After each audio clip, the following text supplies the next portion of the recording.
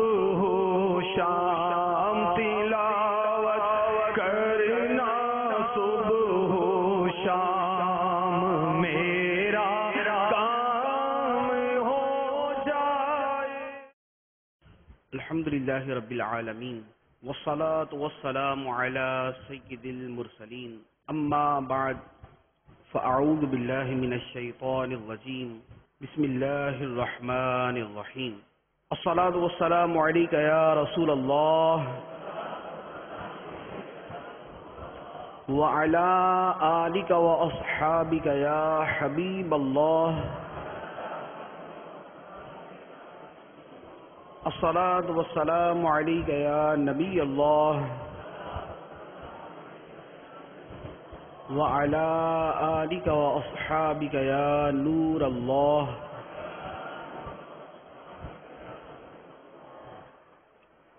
سرکار مدینہ راحت قلب و سینہ صلی اللہ تعالی علیہ وآلہ وسلم کا فرمان عالی شان ہے، جس نے مجھ پر ایک مرتبہ درود پڑھا، اللہ عز و جل اس پر 10 رحمتیں نازل فرماتا ہے، اس کے 10 گناہ معاف فرما دیتا ہے اور اس کے 10 درجات بلند کر دیتا ہے. صلو علی الحبیب صلی اللہ تعالی علی محمد صلی اللہ علیہ وسلم. پیارے پیارے اسلامی بھائیوں، جن علوم کا حاصل کرنا علماء دین نے فرض قرار دیا ہے اور جس کی تفصیل امام غزالی رحمۃ اللہ علیہ نے کیمیا سعادت اور احیاء العلوم میں بیان فرمائی ہے، اس میں 2 اقسام ایسی ہیں جن کے مسائل عام طور پر کتابوں میں مذکور نہیں ملتے. ان میں ایک باب اخلاق حسنہ کا ہے اور ایک باب اخلاق مذمومہ کا ہے، جنہیں ہم مہلکات اور منجیات کہتے ہیں. منجیات نجات دینے والی اشیاء یا نجات دینے والے کام، اور مہلکات ہلاک کر دینے والے کام. دل سے متعلق وہ اعمال و افعال کہ جو نجات دینے والے، اور دل سے متعلق وہ اعمال و افعال جو ہلاک کر دینے والے. یہ 2 قسمیں ہیں جن کی بہت زیادہ تفصیل امام غزالی رحمۃ اللہ علیہ نے احیاء العلوم اور کیمیا سعادت میں بیان فرمائی. احیاء العلوم کی 3 اور 4 جلد اور کیمیا سعادت کا 3 اور 4 حصہ. جس طرح ظاہری طور پر بہت سی چیزیں فرض اور بہت سی چیزیں حرام ہیں، اسی طرح باطنی طور پر بھی بہت سی چیزیں حلال اور بہت سی حرام. ظاہری اعمال میں نماز، روزہ، حج، زکوٰۃ، یہ 4 چیزیں فرض ہیں. اس کے علاوہ بھی بہت ساری ہیں. ماں باپ کی خدمت کرنا، حقوق العباد ادا کرنا، کسی مسلمان کو ایذا نہ پہنچانا، یہ وہ ظاہری اعمال ہیں جو فرض ہیں. اور اسی طرح ظاہری طور پر گناہ بھی، چوری ہے، غیبت ہے، جھوٹ ہے، وعدہ خلافی ہے، بدکاری ہے، بد نگاہی ہے، یہ ساری چیزیں حرام. اسی طرح بہت سے اعمال وہ ہیں جن کا تعلق دل کے ساتھ ہے. ان میں کچھ فرض ہیں، کچھ حرام، کچھ سنت ہیں، کچھ مکروہ، کچھ مستحب ہیں، کچھ خلاف اولا. اخلاص فرض، توکل، شکر، صبر، اللہ کی رضا پہ راضی رہنا، تفویض و تسلیم، یہ بہت ساری چیزیں کہ جن میں درجات فرض بھی ہیں، درجات سنت بھی اور درجات مستحب بھی. اس کے مقابلے میں دوسری طرف حرام کہ جن کا تعلق دل کے ساتھ ہے اور وہ حرام. تکبر، کینہ، حسد، جھوٹی تعریف پسند کرنا، مکر و فریب، منافقت، یہ وہ چیزیں ہیں کہ جن کا تعلق باطن کے ساتھ ہے اور یہ حرام۔ اب یہاں اس میں پھر جس کا سیکھنا فرض ہے اس کے دو پہلو ہیں۔ نمبر ایک، جو فرائض قلبیہ ہیں ان کی معلومات کہ فرائض قلبیہ ہیں کیا، اور دوسرا فرض اس میں یہ ہے کہ ان کو حاصل کرنے کا طریقہ کیا ہے، کیونکہ جب فرض ہے تو فرض کی ادائیگی کا طریقہ بھی سیکھنا ضروری ہے۔ نماز فرض تو نماز کی ادائیگی کا طریقہ سیکھنا بھی فرض، تو اخلاص فرض تو اخلاص کے حصول کا طریقہ سیکھنا بھی فرض، اور اگر کسی کو ویسے ہی حاصل ہو تو اس کے اوپر فرض بھی نہیں رہے گا۔ دوسری طرف گناہ کی معلومات، گناہ کی تعریف، یہ بھی سیکھنا فرض، اور اس گناہ سے بچنے کا طریقہ سیکھنا یہ بھی فرض۔ تکبر کیا ہے یہ بھی سیکھنا فرض تاکہ ہم اس سے بچ سکیں، اور تکبر سے بچا کیسے جاتا ہے، اس کی علامات کیا ہیں، اس کے اثرات اور اس کی نشانیاں کیا ہیں، اس کا سیکھنا بھی فرض۔ تو مہلکات اور منجیات میں سے چند چیزوں کی تعریفیں عرض کروں گا۔ پہلے نمبر پر منجیات، وہ چیزیں جو نجات دینے والی، ان میں سب سے پہلی چیز ہے اخلاص۔ اخلاص کی تعریف کیا ہے؟ اللہ تبارک و تعالی نے قرآن پاک میں اخلاص کے بارے میں متعدد جگہ پہ ارشاد فرمایا، کیونکہ جو اخلاص ہے اس کا برعکس ہے ریاکاری۔ اخلاص کا برعکس ہے ریاکاری۔ ریاکاری حرام تو اخلاص فرض ہوا۔ اخلاص یہ ہے کہ عبادت صرف اللہ عز و جل کی رضا کے لیے کی جائے۔ عبادت یا کوئی بھی نیک عمل صرف اللہ عز و جل کی رضا کے لیے کیا جائے، اس میں مخلوق کی خوشنودی اور اپنا نفسانی فائدہ نہ ہو۔ مخلوق کی خوشنودی اور اپنا نفسانی فائدہ مقصود نہ ہو، قصد یہ نہ ہو کہ میں اپنے اس فائدے کے لیے یہ کام کر رہا ہوں، یا میں فلاں کو خوش کرنے کے لیے یہ کام کر رہا ہوں، یا میں فلاں کی نظر میں اچھا ہونے کے لیے یہ کام کر رہا ہوں، مجھے لوگ اس عمل کی وجہ سے اچھا سمجھیں، نیک سمجھیں، عامل سمجھیں، متقی سمجھیں، پارسا سمجھیں۔ تو یہ ہے کہ مخلوق کی خوشنودی مقصود، اور نفسانی فائدہ کہ محض اپنی ذات کا فائدہ مقصود ہے، اپنی ذات کا فائدہ مقصود ہے، وہ عبادت اور وہ جو نیک عمل کیا اس سے مقصود اللہ کی ذات نہیں۔ یہ ہے اخلاص۔ تو اخلاص کی تعریف یہ ہے کہ عمل صرف اللہ کی رضا کے لیے ہو اور اس میں مخلوق کی خوشنودی اور اپنا نفسانی فائدہ مقصود نہ ہو۔ فی نفس ہی اپنا نفسانی فائدہ ہو یہ اور بات ہے، لیکن مطلوب اور مقصود جو ہے وہ نفسانی فائدہ نہ ہو۔ اب کئی جگہ پر اخلاص نہیں ہوگا تو صرف ثواب سے محرومی، صرف ثواب سے محروم، اور کئی جگہ پر اخلاص نہیں ہوگا تو حرام کا ارتکاب ہوگا۔ مثال کے طور پر ایک آدمی اپنا گھر تعمیر کرتا ہے، اب گھر تعمیر کرنے کے اندر اس نے اس میں ہوادار روشن دان رکھے اور ہوا کا پورا انتظام کیا۔ اب روشن دان وغیرہ رکھنے میں اگر صرف یہ مقصد ہے کہ ہوا آئے گی، روشنی آئے گی، اندر کا ماحول جو ہے ذرا پرسکون رہے گا، خوشگوار رہے گا، ایگزاسٹ ہو جائے گا، تو اگر صرف یہ ہے تو اب یہاں پر نہ ثواب نہ عذاب، کیونکہ جو اس نے نیتیں کی وہ جائز اور مباح نیتیں ہیں۔ لیکن اگر اس کے ساتھ اس کی یہ نیت ہوتی کہ میں یہ روشن دان اس لیے رکھ رہا ہوں کہ اذان کی آواز آئے گی، اگر کوئی بیان ہوا اور اسپیکر پر ہے، سننے میں آ رہا ہے تو وہ میں سنوں گا، تو اب یہ عبادت کی نیت بن گئی۔ تو اب اس عبادت کی نیت کی وجہ سے وہ ہوا تو رکنے سے رہی کہ ہوا نہیں آئے گی، روشنی نہیں آئے گی، وہ بھی آئے گی، لیکن ساتھ میں عبادت کا سلسلہ بھی شروع ہو گیا۔ تو یہاں پر اخلاص کی وہ صورت کہ ایک صورت میں اگر اخلاص ختم ہوتا ہے تو گناہ نہیں شروع ہوتا۔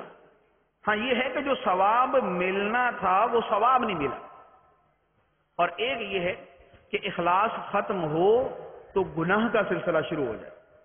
ایک آدمی نماز پڑھتا ہے، نماز پڑھنے میں اس کی نیت اللہ کی رضا کی نہیں، بلکہ یہ ہے کہ لوگ مجھے نمازی سمجھے، تہجد پڑھتا ہے، لوگ اسے تہجد گزار سمجھیں۔ اب اخلاص ختم ہوا تو اب حرام میں پڑا، کیونکہ اب اپنے آپ کو نیک، متقی اور پارسا کہلانا ہے، تو اب یہ حرام میں پڑ گیا۔ تو اب اخلاص ختم ہوگا تو یہ حرام میں چلا جائے گا۔ تو اخلاص کی تعریف یہ کہ اخلاص صرف اللہ کی رضا کے لیے عمل کرنا اور مخلوق کی خوشنودی اور اپنا نفسانی فائدہ بذات مقصود نہ ہو۔ اس کے حصول کا طریقہ، بہت ساری چیزیں وہ ہیں جو نیک اعمال ہیں یا برے اعمال ہیں۔ نیک اعمال میں حصول اور برے اعمال سے بچنا، ان میں بعض علاج ایسے ہیں کہ جو سب میں قدر مشترک ہوتے ہیں، تو وہ بھی بار بار جو ہے وہ ریپیٹ ہوں گے، اور کچھ وہ ہوتے ہیں کہ جو خاص اس نیک عمل یا اس گناہ کے اعتبار سے ہوتے ہیں۔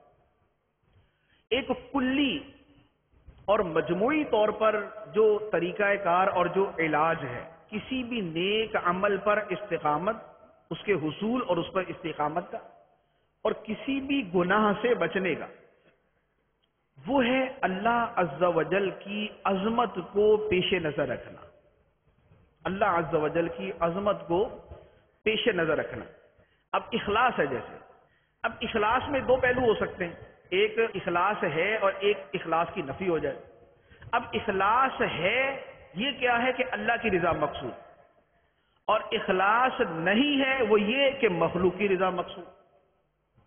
اب اگر اللہ کی عظمت کسی کے پیش نظر ہے کہ میں اگر اخلاص کی نیت کرتا ہوں تو مجھے اللہ کی رضا ملے گی، اور اگر میں اخلاص نہیں رکھتا تو اللہ کی رضا تو نہیں ملے گی، مخلوق کی رضا کا پتہ نہیں ملے گی یا نہیں ملے گی، کیونکہ مخلوق راضی ہو جائے یہ کوئی ضروری نہیں ہوتا۔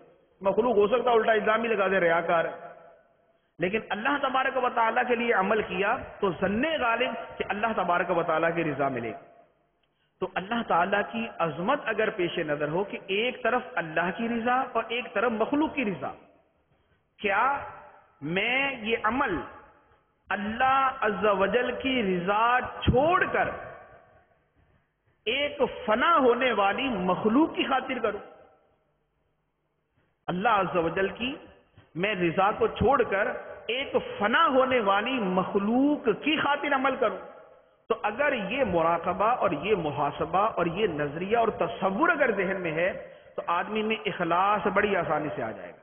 اب وہ نماز شروع کرتا ہے، اور نماز شروع کرنے میں یہ سوچ لے کہ اگر میں خالصتاً اللہ کے لیے نماز پڑھتا ہوں تو مجھے اللہ کی رضا ملے گی، اللہ کا ثواب ملے گا، اللہ تعالیٰ کی رحمت ملے گی، اور اگر اللہ تعالیٰ کی رضا کے لیے نماز نہیں پڑھتا تو اللہ تعالیٰ کی طرف سے تو ناراضگی ملے گی اور مخلوق کی طرف سے پتہ نہیں کیا ملے۔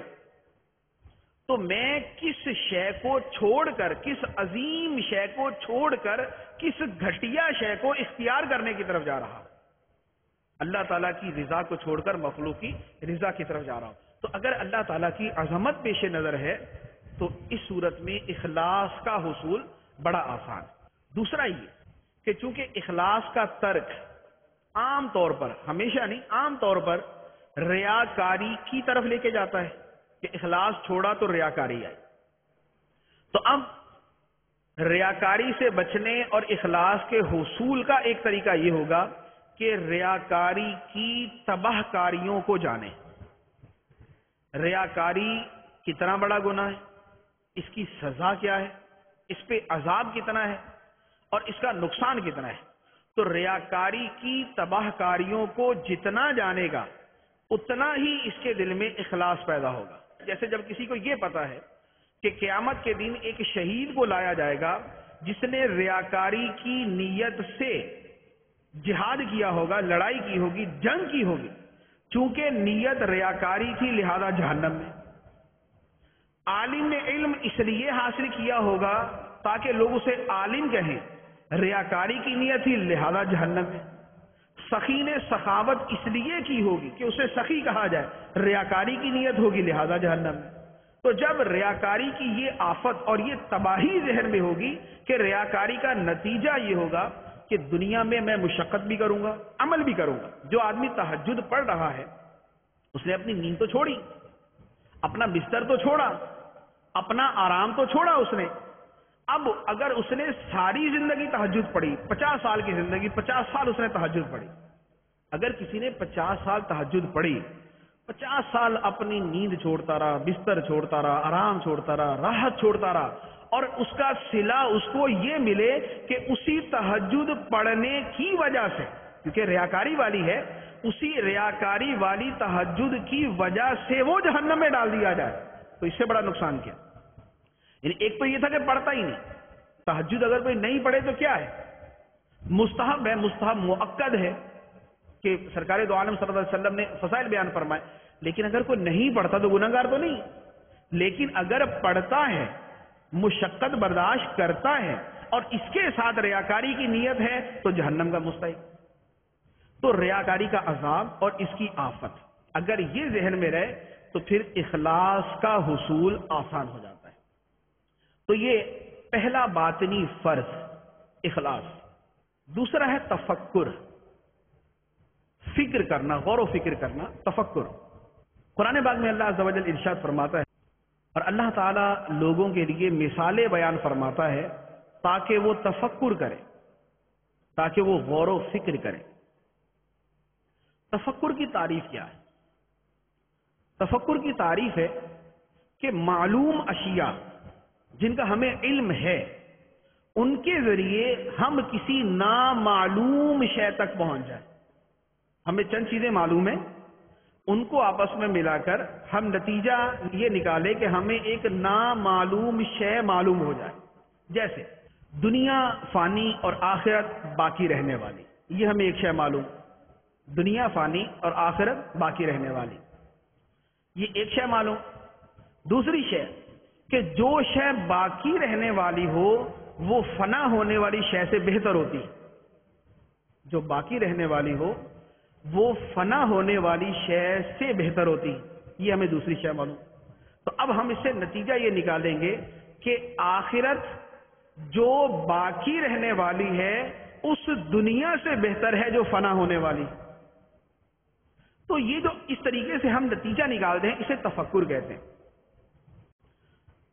تفکر کرنا کتنا ضروری ہے اس کا اندازہ اس سے لگائیں کہ اللہ تبارک و تعالی نے قرآن پاک میں کم از کم 500 سے زیادہ مقام پر صراحت کے ساتھ یا دلالتاً تفکر کرنے کا حکم فرمایا یا اس کے بارے میں ترغیب دی۔ جیسے قرآن پاک کی وہ جتنی آیتیں جن میں اللہ تعالیٰ کی عظمت کی طرف اشارہ ہے، اللہ تعالیٰ کی قدرت کی طرف اشارہ ہے، اللہ تعالیٰ کی خالقیت اور وحدانیت کی طرف اشارہ ہے، وہ ساری کی ساری آیتیں اس لیے ہیں کہ اس میں غور کرو، اس میں تفکر کرو۔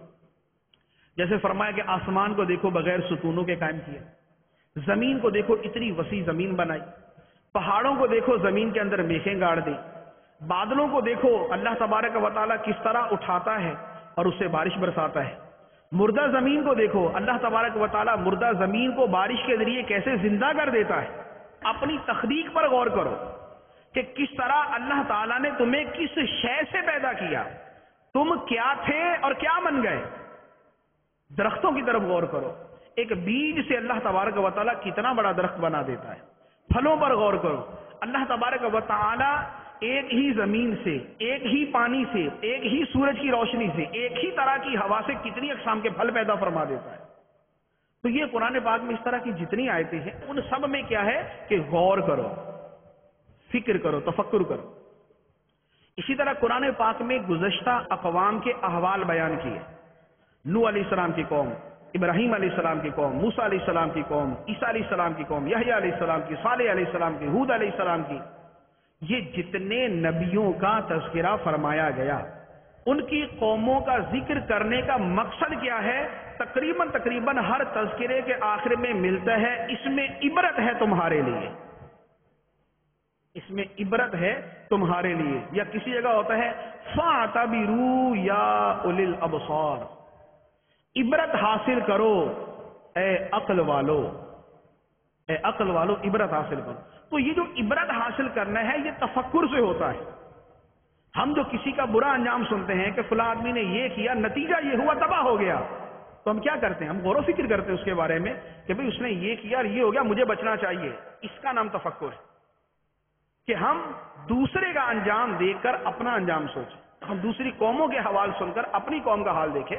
تو اب قرآن پاک میں جو گزشتہ قوموں کے احوال ہیں ان کا بیان اس لیے کہ ہم فکر کریں. اسی طرح قرآن پاک میں جنت اور جہنم کا جتنا تذکرہ ہے، جنت کی نعمتوں کا بیان، تاکہ اس میں غور کرو، اس میں فکر کرو، تاکہ تمہیں نیک اعمال کی رغبت پیدا ہو. اور جہنم کا تذکرہ، عذاب کا تذکرہ. کیوں؟ کہ اس کو پڑھو، اس میں غور کرو، تاکہ گناہوں سے نفرت پیدا ہو.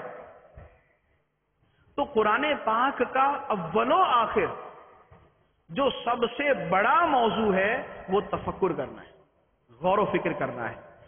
جنت کی نعمتوں میں، جہنم کے عذابات میں، گناہ گاروں کے انجام میں، نیکوں کے اچھے صلے میں، ان تمام چیزوں میں غور و فکر کرنا، جس کا نتیجہ یہ ہوتا ہے کہ جب اللہ کی عظمت میں غور کیا جائے گا تو اللہ کی محبت پیدا ہو. جب جنت میں غور کیا جائے گا تو نیک اعمال سے محبت پیدا ہو. جب جہنم کے عذاب میں غور کیا جائے گا تو گناہوں سے نفرت پیدا ہو. تو یوں تفکر کرنا جو ہے یہ چونکہ ہمیں نیک اعمال کی طرف لے جانے والا اور ہمیں گناہوں سے بچانے والا ہے، تو ایسا تفکر کرنا بھی ضروری ہے. کیونکہ ان چیزوں سے بے فکری جو ہے یہ جہنم اور یہ گناہوں کی طرف لے جانے والے. جو آدمی جہنم کے بارے میں کبھی سوچتا ہی نہیں، عذاب کے بارے میں کبھی سوچتا ہی نہیں، تو نتیجہ کیا ہوتا ہے کہ اس کے لیے گناہ کرنا بڑا سہل ہو جاتا ہے. گناہ اس کے لیے کوئی اتنی بڑی بات نہیں رہتی. کیوں؟ اس لیے کہ اس کے پیش نظر سزا نہیں، اس کے پیش نظر اس کا کوئی انجام نہیں. تو تفکر کرنا جو ہے یہ دوسرا باطنی عمل ہے جس کا کرنا ضروری ہے. تیسرا باطنی عمل تفویض. تفویض، تا، فا، واو، یا اور ضاد کے ساتھ. تفویض کا مطلب ہے سپرد کر دینا.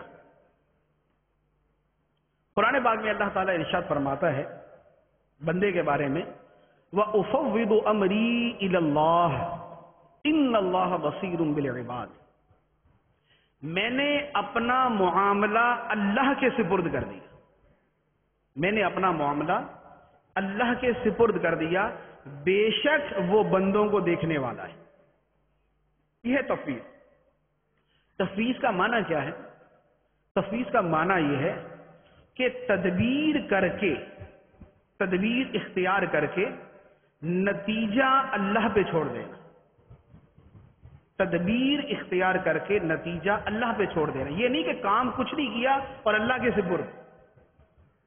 اپنی طرف سے بندہ جو کر سکتا ہے وہ کرے، اب نتیجہ آدمی کے ہاتھ میں نہیں، نتیجہ اللہ پہ چھوڑ. تو تدبیر اختیار کر کے نتیجہ اللہ پہ چھوڑ دینا، یہ تفویض.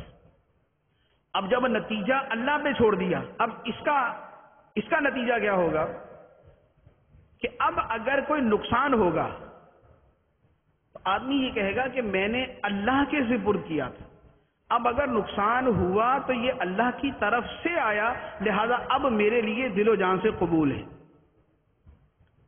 کیونکہ اب یہ مالک و مولا کی طرف سے آیا، اب مجھے قبول ہے. تو تفویض یہ بنیادی طور پر شعبہ ہے اللہ تعالیٰ کی محبت کا اور اللہ تعالیٰ پر کامل ایمان کا، کہ آدمی تدبیر اختیار کرے اور نتیجہ اللہ پر چھوڑ دے، جس کے نتیجے میں اگر اس کو فائدہ پہنچے تو اب وہ اس کو اپنا نہیں شمار کرے. جب کام کیا اور اس کا کوئی بدلہ ملا، اب اگر اچھا بدلہ ہے وہ یہ کہے گا کہ یہ میرے ہاتھ کا عمل نہیں، یہ تو اللہ کی طرف سے، تو خوبی کو وہ اللہ کی طرف سے شمار کرے گا۔ اور اگر کوئی نقصان ہوا تو چونکہ وہ یہ سمجھ کے بیٹھا ہوا کہ جو ہو رہا ہے وہ مولا کی طرف سے ہو رہا ہے، اب اس کے لیے صبر کرنا آسان ہو جائے۔ اچھائی ہوگی تو شکر کرنا آسان ہوگا، کیونکہ شکر کیا ہے کہ اللہ کی نعمت پر اللہ کا شکر ادا کیا جائے، اس کا مفہوم یہ بنتا ہے۔ تو جب اس نے نتیجہ اللہ پہ چھوڑا ہوا تھا اور اب اس کو کچھ ملا، تو یہ تو اول و آخر اسی پر نظر جما کے بیٹھا ہوا تھا کہ اللہ کی طرف سے، تو اب اس کے لیے شکر کا حصول آسان ہوگا، اور اگر نقصان پہنچے گا تو صبر کا حصول آسان ہوگا۔ تو تسلیم و تفویض ہے یہ شکر اور صبر کی طرف لے کر جانے والے، اور یہی تقدیر پر ایمان کو مضبوط کرنے والے، تقدیر پر ایمان کو مضبوط کرنے والے۔ اس کے حصول کا طریقہ، اس کے حصول میں بھی دو چیزیں بنیادی۔ اللہ تعالی کی جتنی محبت دل میں ہوگی، آدمی اتنا ہی تفویض و تسلیم کے مقام پر بڑھتا چلا جائے گا۔ جتنی اللہ تعالیٰ کی محبت ہوگی، آدمی اپنا معاملہ اتنا ہی اللہ کے سپرد کرے گا، اور تفویض جتنی کم ہوگی تو بعض اوقات نتیجہ معاذ اللہ کفر تک جا پہنچتا ہے، کہ کئی مرتبہ آپ نے دیکھا ہوگا کہ لوگوں کو مصیبت آتی ہے تو کفریات بولنا شروع کر دیں۔ کیوں؟ اس لیے کہ اللہ کے فیصلے پر راضی نہیں۔ جیسے کسی کا بیٹا مر جائے، وہ بولتا ہے کہ یا اللہ تجھے میرا ہی بیٹا ملا، یہ کفریہ جملہ بعض اوقات بولا جاتا ہے۔ یا جو ہے کہ یا اللہ اس کی جوانی پہ رحم نہیں آیا، کوئی جوان مر جائے، یا اللہ اس کے یہ ننھے منھے بچے کو بھی نہیں دیکھا، اس کو بھی مار دیا۔ تو اب یہ جو کفریہ جملے ہیں یہ کیوں ہیں؟ اس لیے کہ اللہ کے فیصلے پر راضی نہیں۔ اگر اللہ کے فیصلے پر راضی ہوتا تو پھر کیا ہوتا؟ پھر تو یہی کہتا کہ اے اللہ ہماری آنکھیں رو رہی ہیں مگر ہمارا دل تیری رضا پہ راضی ہے۔ تسلیم و تفویض تو یہ ہے۔ سرکار دو عالم صلی اللہ تعالی علیہ وسلم کے شہزادے حضرت ابراہیم رضی اللہ تعالیٰ عنہ کا جب وصال ہوا تو 2.5 سال عمر تھی۔ نبی کریم صلی اللہ تعالی علیہ وسلم کے چشمان مبارک سے آنسو بہ رہے تھے۔ صحابہ کرام نے عرض کیا یا رسول اللہ صلی اللہ علیہ وسلم آپ رو رہے ہیں، بیٹے کے فوت ہونے پہ آپ رو رہے ہیں؟ فرمایا کہ ہماری آنکھیں رو رہی ہیں اور ہمارا دل اللہ کی رضا پہ راضی ہے۔ آنکھیں رو رہی ہیں لیکن دل اللہ کی رضا پہ راضی۔ تو یہ تفویض ہوتی کہ اپنے معاملے کو اللہ کے سپرد کر دیا جائے اور اس کی رضا پہ راضی رہا جائے، جس کے لیے دوسری اصطلاح استعمال ہوتی ہے رضا بالقضاء۔ رضا بالقضاء، اللہ کے فیصلے پر راضی رہنا۔ تو اب اس تسلیم و تفویض اور رضا بالقضاء چھوڑنے کا نتیجہ کفر تک جا پہنچتا ہے، کیونکہ جو اللہ کے فیصلے پر راضی وہ یہ نہیں کبھی کہے گا کہ یا اللہ جوانی پہ رحم نہیں آیا، وہ یہ نہیں کبھی کہے گا۔ کیوں؟ اس لیے کہ وہ اللہ کے فیصلے پہ راضی، وہ صرف یہی کہے گا کہ اے اللہ آنکھ روتی ہے کہ طبعی رنج ہے، طبعی علم ہے، مگر دل تیری رضا پہ راضی ہے۔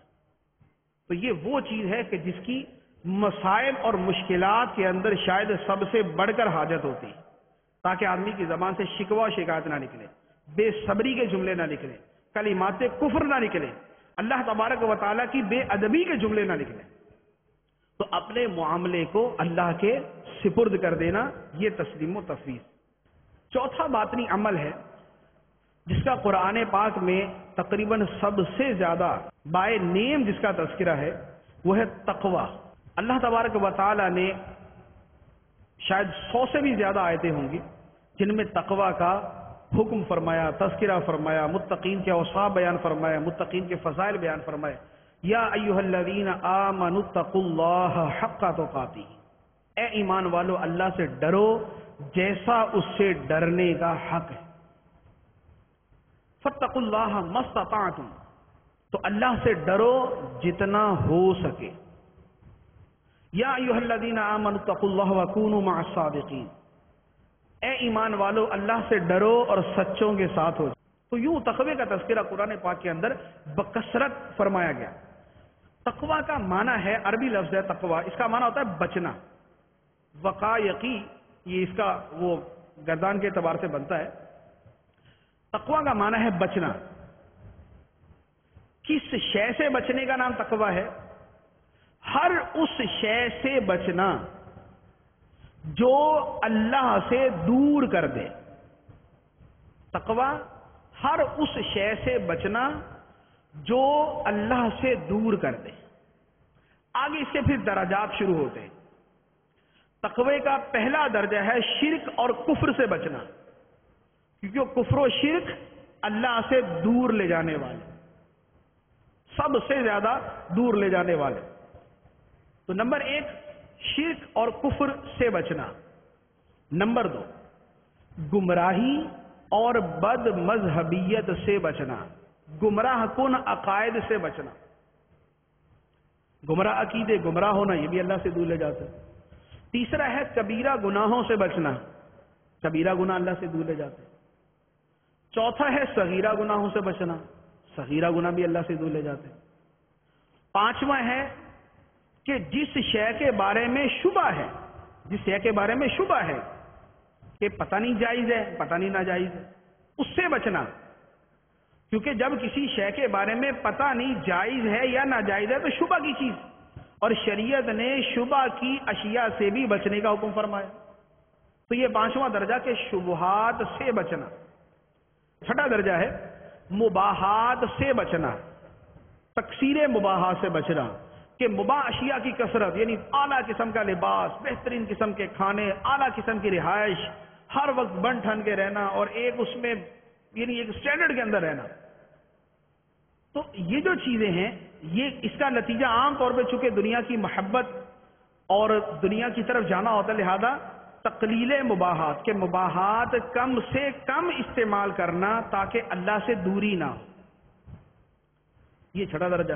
ساتواں درجہ کہ غیر اللہ کی طرف التفات سے بچنا، غیر اللہ کی طرف التفات سے بچنا، جو تصوف کا مرتبہ بنتا ہے فنا فی اللہ. تو یہ جو ساتواں درجہ ہے یہ تو خواص اولیاء کرام کا مقام. چھٹا درجہ تقلیل مباحات، یہ جو اعلیٰ درجے کے متقی حضرات ہیں یہ ان کا درجہ.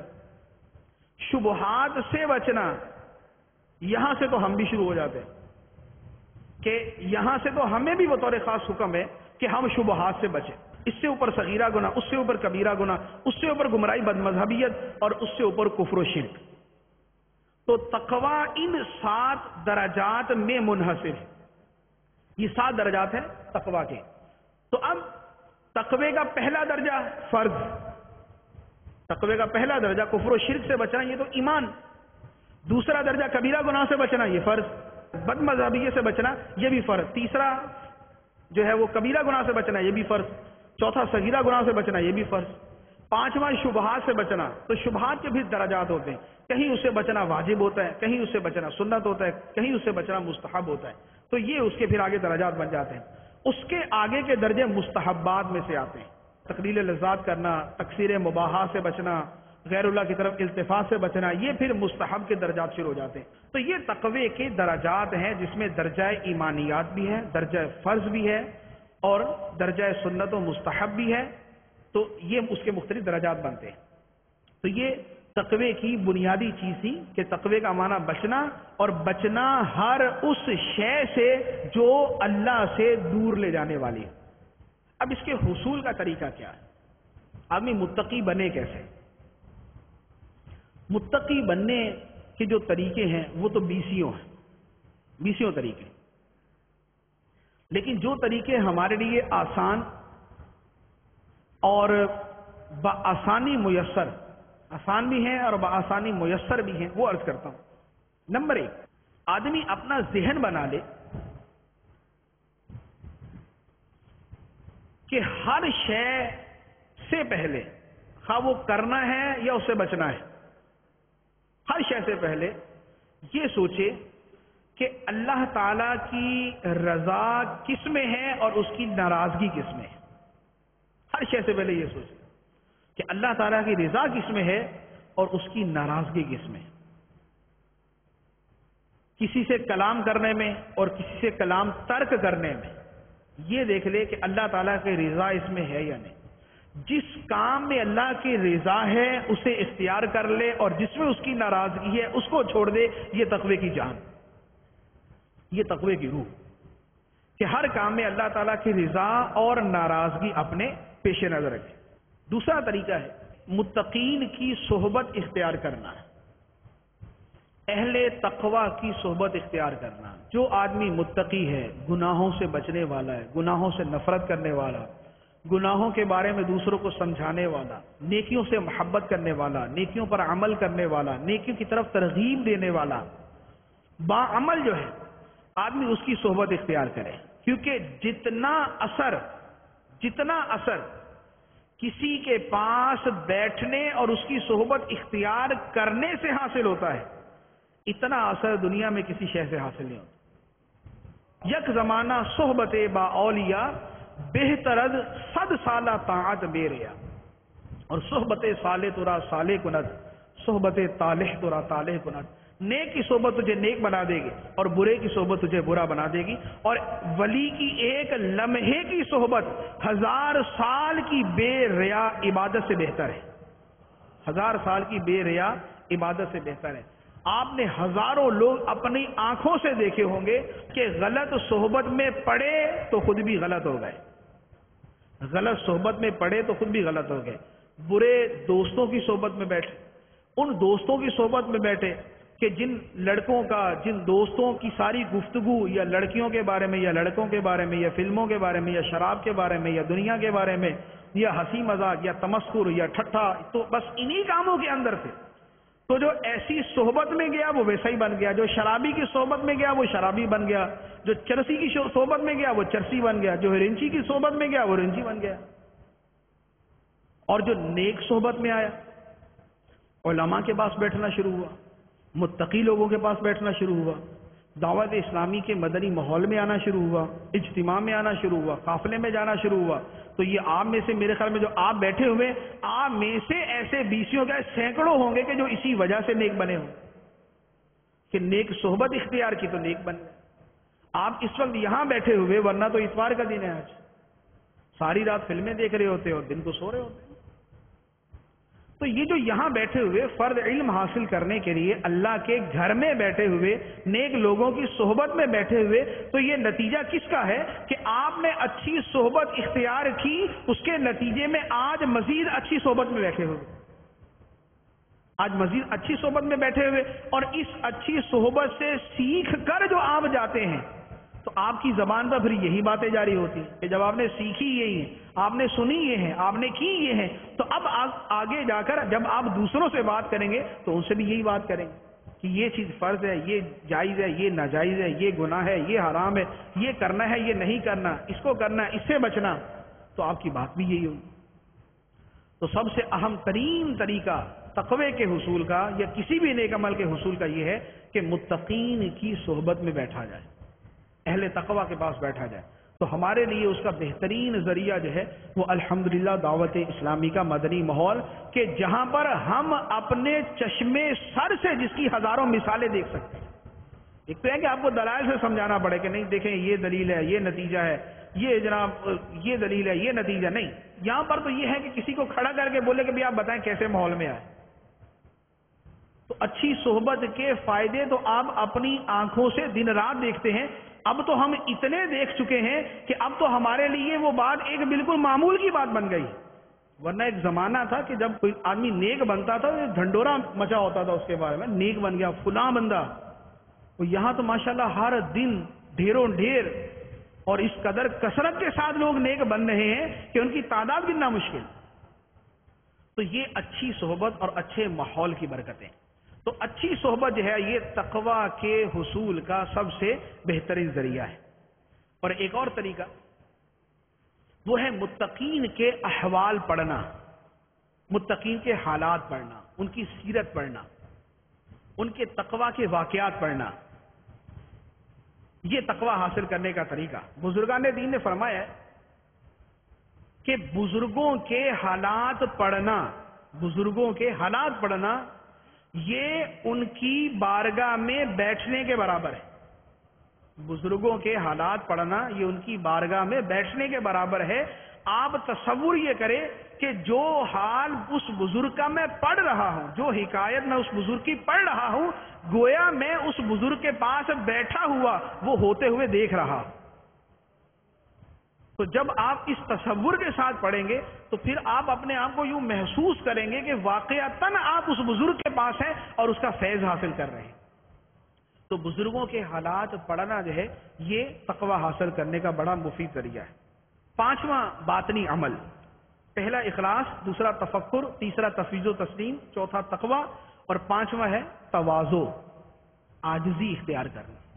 اللہ تبارک و تعالی ارشاد فرماتا ہے وَعِبَادُ الرَّحْمَنِ الَّذِينَ يَمْشُونَ عَلَى الْأَرْضِ هَوْنًا، اور رحمان کے بندے جو زمین پر بڑی آہستگی سے چلتے ہیں، اکڑ کر، سینہ پھلا کر، سینہ اکڑا کر نہیں، بلکہ عاجزی کے ساتھ چلتے ہیں. وَعِبَادُ الرَّحْمَنِ الَّذِينَ يَمْشُونَ عَلَى الْأَرْضِ هَوْنًا، اور رحمان کے بندے جو زمین پر بڑی آہستگی سے چلتے ہیں. اور سرکار دو عالم صلی اللہ تعالی علیہ وآلہ وسلم نے ارشاد فرمایا من تواضع للہ رفعہ اللہ، جو اللہ کے لیے عاجزی اختیار کرتا ہے اللہ تعالیٰ اسے بلندی عطا فرماتا ہے. جو اللہ کے لیے عاجزی اختیار کرتا ہے اللہ تعالیٰ اسے بلندی عطا فرماتا ہے. تواضع دو طرح ہے، ایک ہے تواضع اللہ کی بارگاہ میں، اور ایک ہے تواضع اور عاجزی لوگوں کے سامنے. ایک اللہ کی بارگاہ میں عاجزی اور ایک لوگوں کے سامنے عاجزی. اللہ کی بارگاہ میں عاجزی اس کے بکثرت درجات و فرض ہیں، بکثرت درجات و فرض. جیسے ہم نماز پڑھتے ہیں، نماز کیا ہے؟ ہم اپنی پیشانی جو ہمارے بدن کا سب سے بہتر اور افضل ترین حصہ ہے اسے ہم خاک پر رکھ دیتے ہیں اللہ کی بارگاہ میں. تو نماز اللہ کی بارگاہ میں تواضع اور عاجزی کی ایک صورت ہے. اسی طرح اور جو اللہ تعالی کے بارے میں ہمارے عقائد ہیں اس میں بکثرت وہ پہلو ہیں کہ جس میں ہماری طرف سے عاجزی ہے. اور بندے کا اللہ کی بارگاہ میں سب سے بڑا تحفہ عاجزی ہے کہ اے اللہ میں تیری بارگاہ میں عاجزی لے کے آیا. التحیات للہ والصلوات والطیبات، یہ ساری چیزیں عاجزی کہ تمام بدنی عبادتیں، تمام مالی عبادتیں اور تمام زبانی عبادتیں اے اللہ سب تیرے لیے. تو ہماری ساری عبادتیں ظاہری باطنی جسمانی روحانی مالی بدنی یہ تمام کی تمام اللہ کے لیے ہیں. یہ بندے کی طرف سے عاجزی. قل ان صلاتی و نسکی و محیای و مماتی للہ رب العالمین. اے محبوب تم فرماؤ بے شک میری نماز اور میری قربانی اور میرا جینا اور میرا مرنا سب اللہ کے لیے ہے جو تمام جہانوں کا پالنے والا ہے.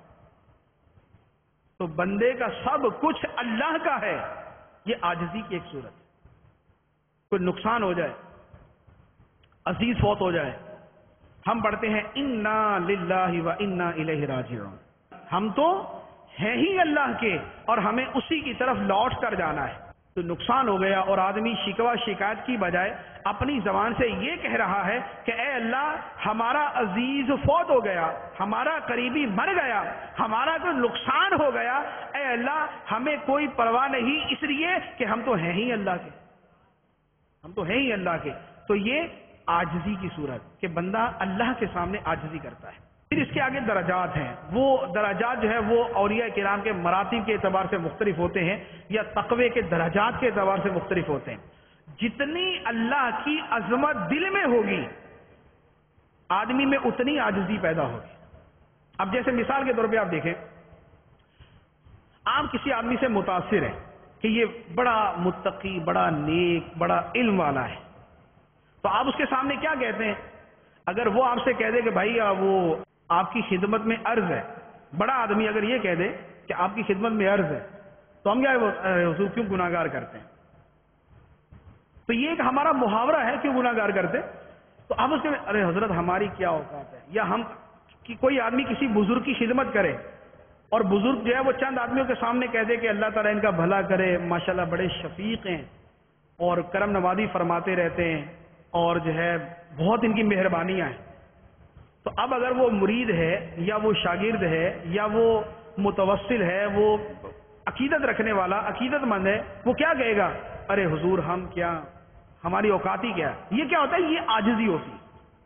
تو اب جس کی جتنی عظمت ہمارے دل میں ہوتی ہے اس کے سامنے ہم عاجزی اتنی ہی زیادہ کرتے ہیں۔ ہم اپنے بھائی کے سامنے جو عاجزی کریں گے اس سے بڑھ کر اپنے باپ کے سامنے کریں گے۔ کیوں؟ اس لیے کہ باپ کی عظمت ہمارے دل میں زیادہ ہے۔ جتنی باپ کے سامنے عاجزی کرتے ہیں اس سے بڑھ کر ہم اپنے استاد کے سامنے عاجزی کرتے ہیں۔ کیوں؟ اس لیے کہ استاد کی علمی عظمت ہمارے دل میں زیادہ ہوتی ہے۔ جتنی استاد کے سامنے عاجزی کرتے ہیں اس سے بڑھ کر ہم اپنے پیر کے سامنے عاجزی کرتے ہیں۔ کیوں؟ اس لیے کہ پیر کی عظمت ان سے زیادہ ہوتی ہے۔ تو جس کا مرتبہ جتنا بلند ہے اس کے سامنے عاجزی اتنی زیادہ ہوتی ہے۔ تو سب سے بڑا مرتبہ اللہ اکبر، اللہ اکبر، سب سے بڑا اللہ، اللہ سب سے بڑا ہے۔ تو اللہ سب سے بڑا ہے تو اس کے سامنے عاجزی بھی سب سے بڑھ کر ہوگی۔ تو اللہ کے سامنے عاجزی کی انتہا تو یہ ہے کہ بندہ اپنے آپ کو لا شے سمجھے، اپنے آپ کو کچھ بھی نہ سمجھے، یہ سمجھے کہ میرا تو وجود ہی نہیں، میں کچھ بھی نہیں۔ تو اللہ تبارک و تعالی ہی کی کرم، اسی کی رحمت، اسی کا سارا کچھ ہے۔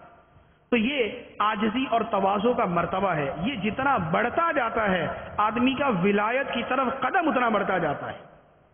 تو یہ اللہ تعالیٰ کی بارگاہ میں عاجزی۔ دوسری عاجزی ہے لوگوں کے ساتھ۔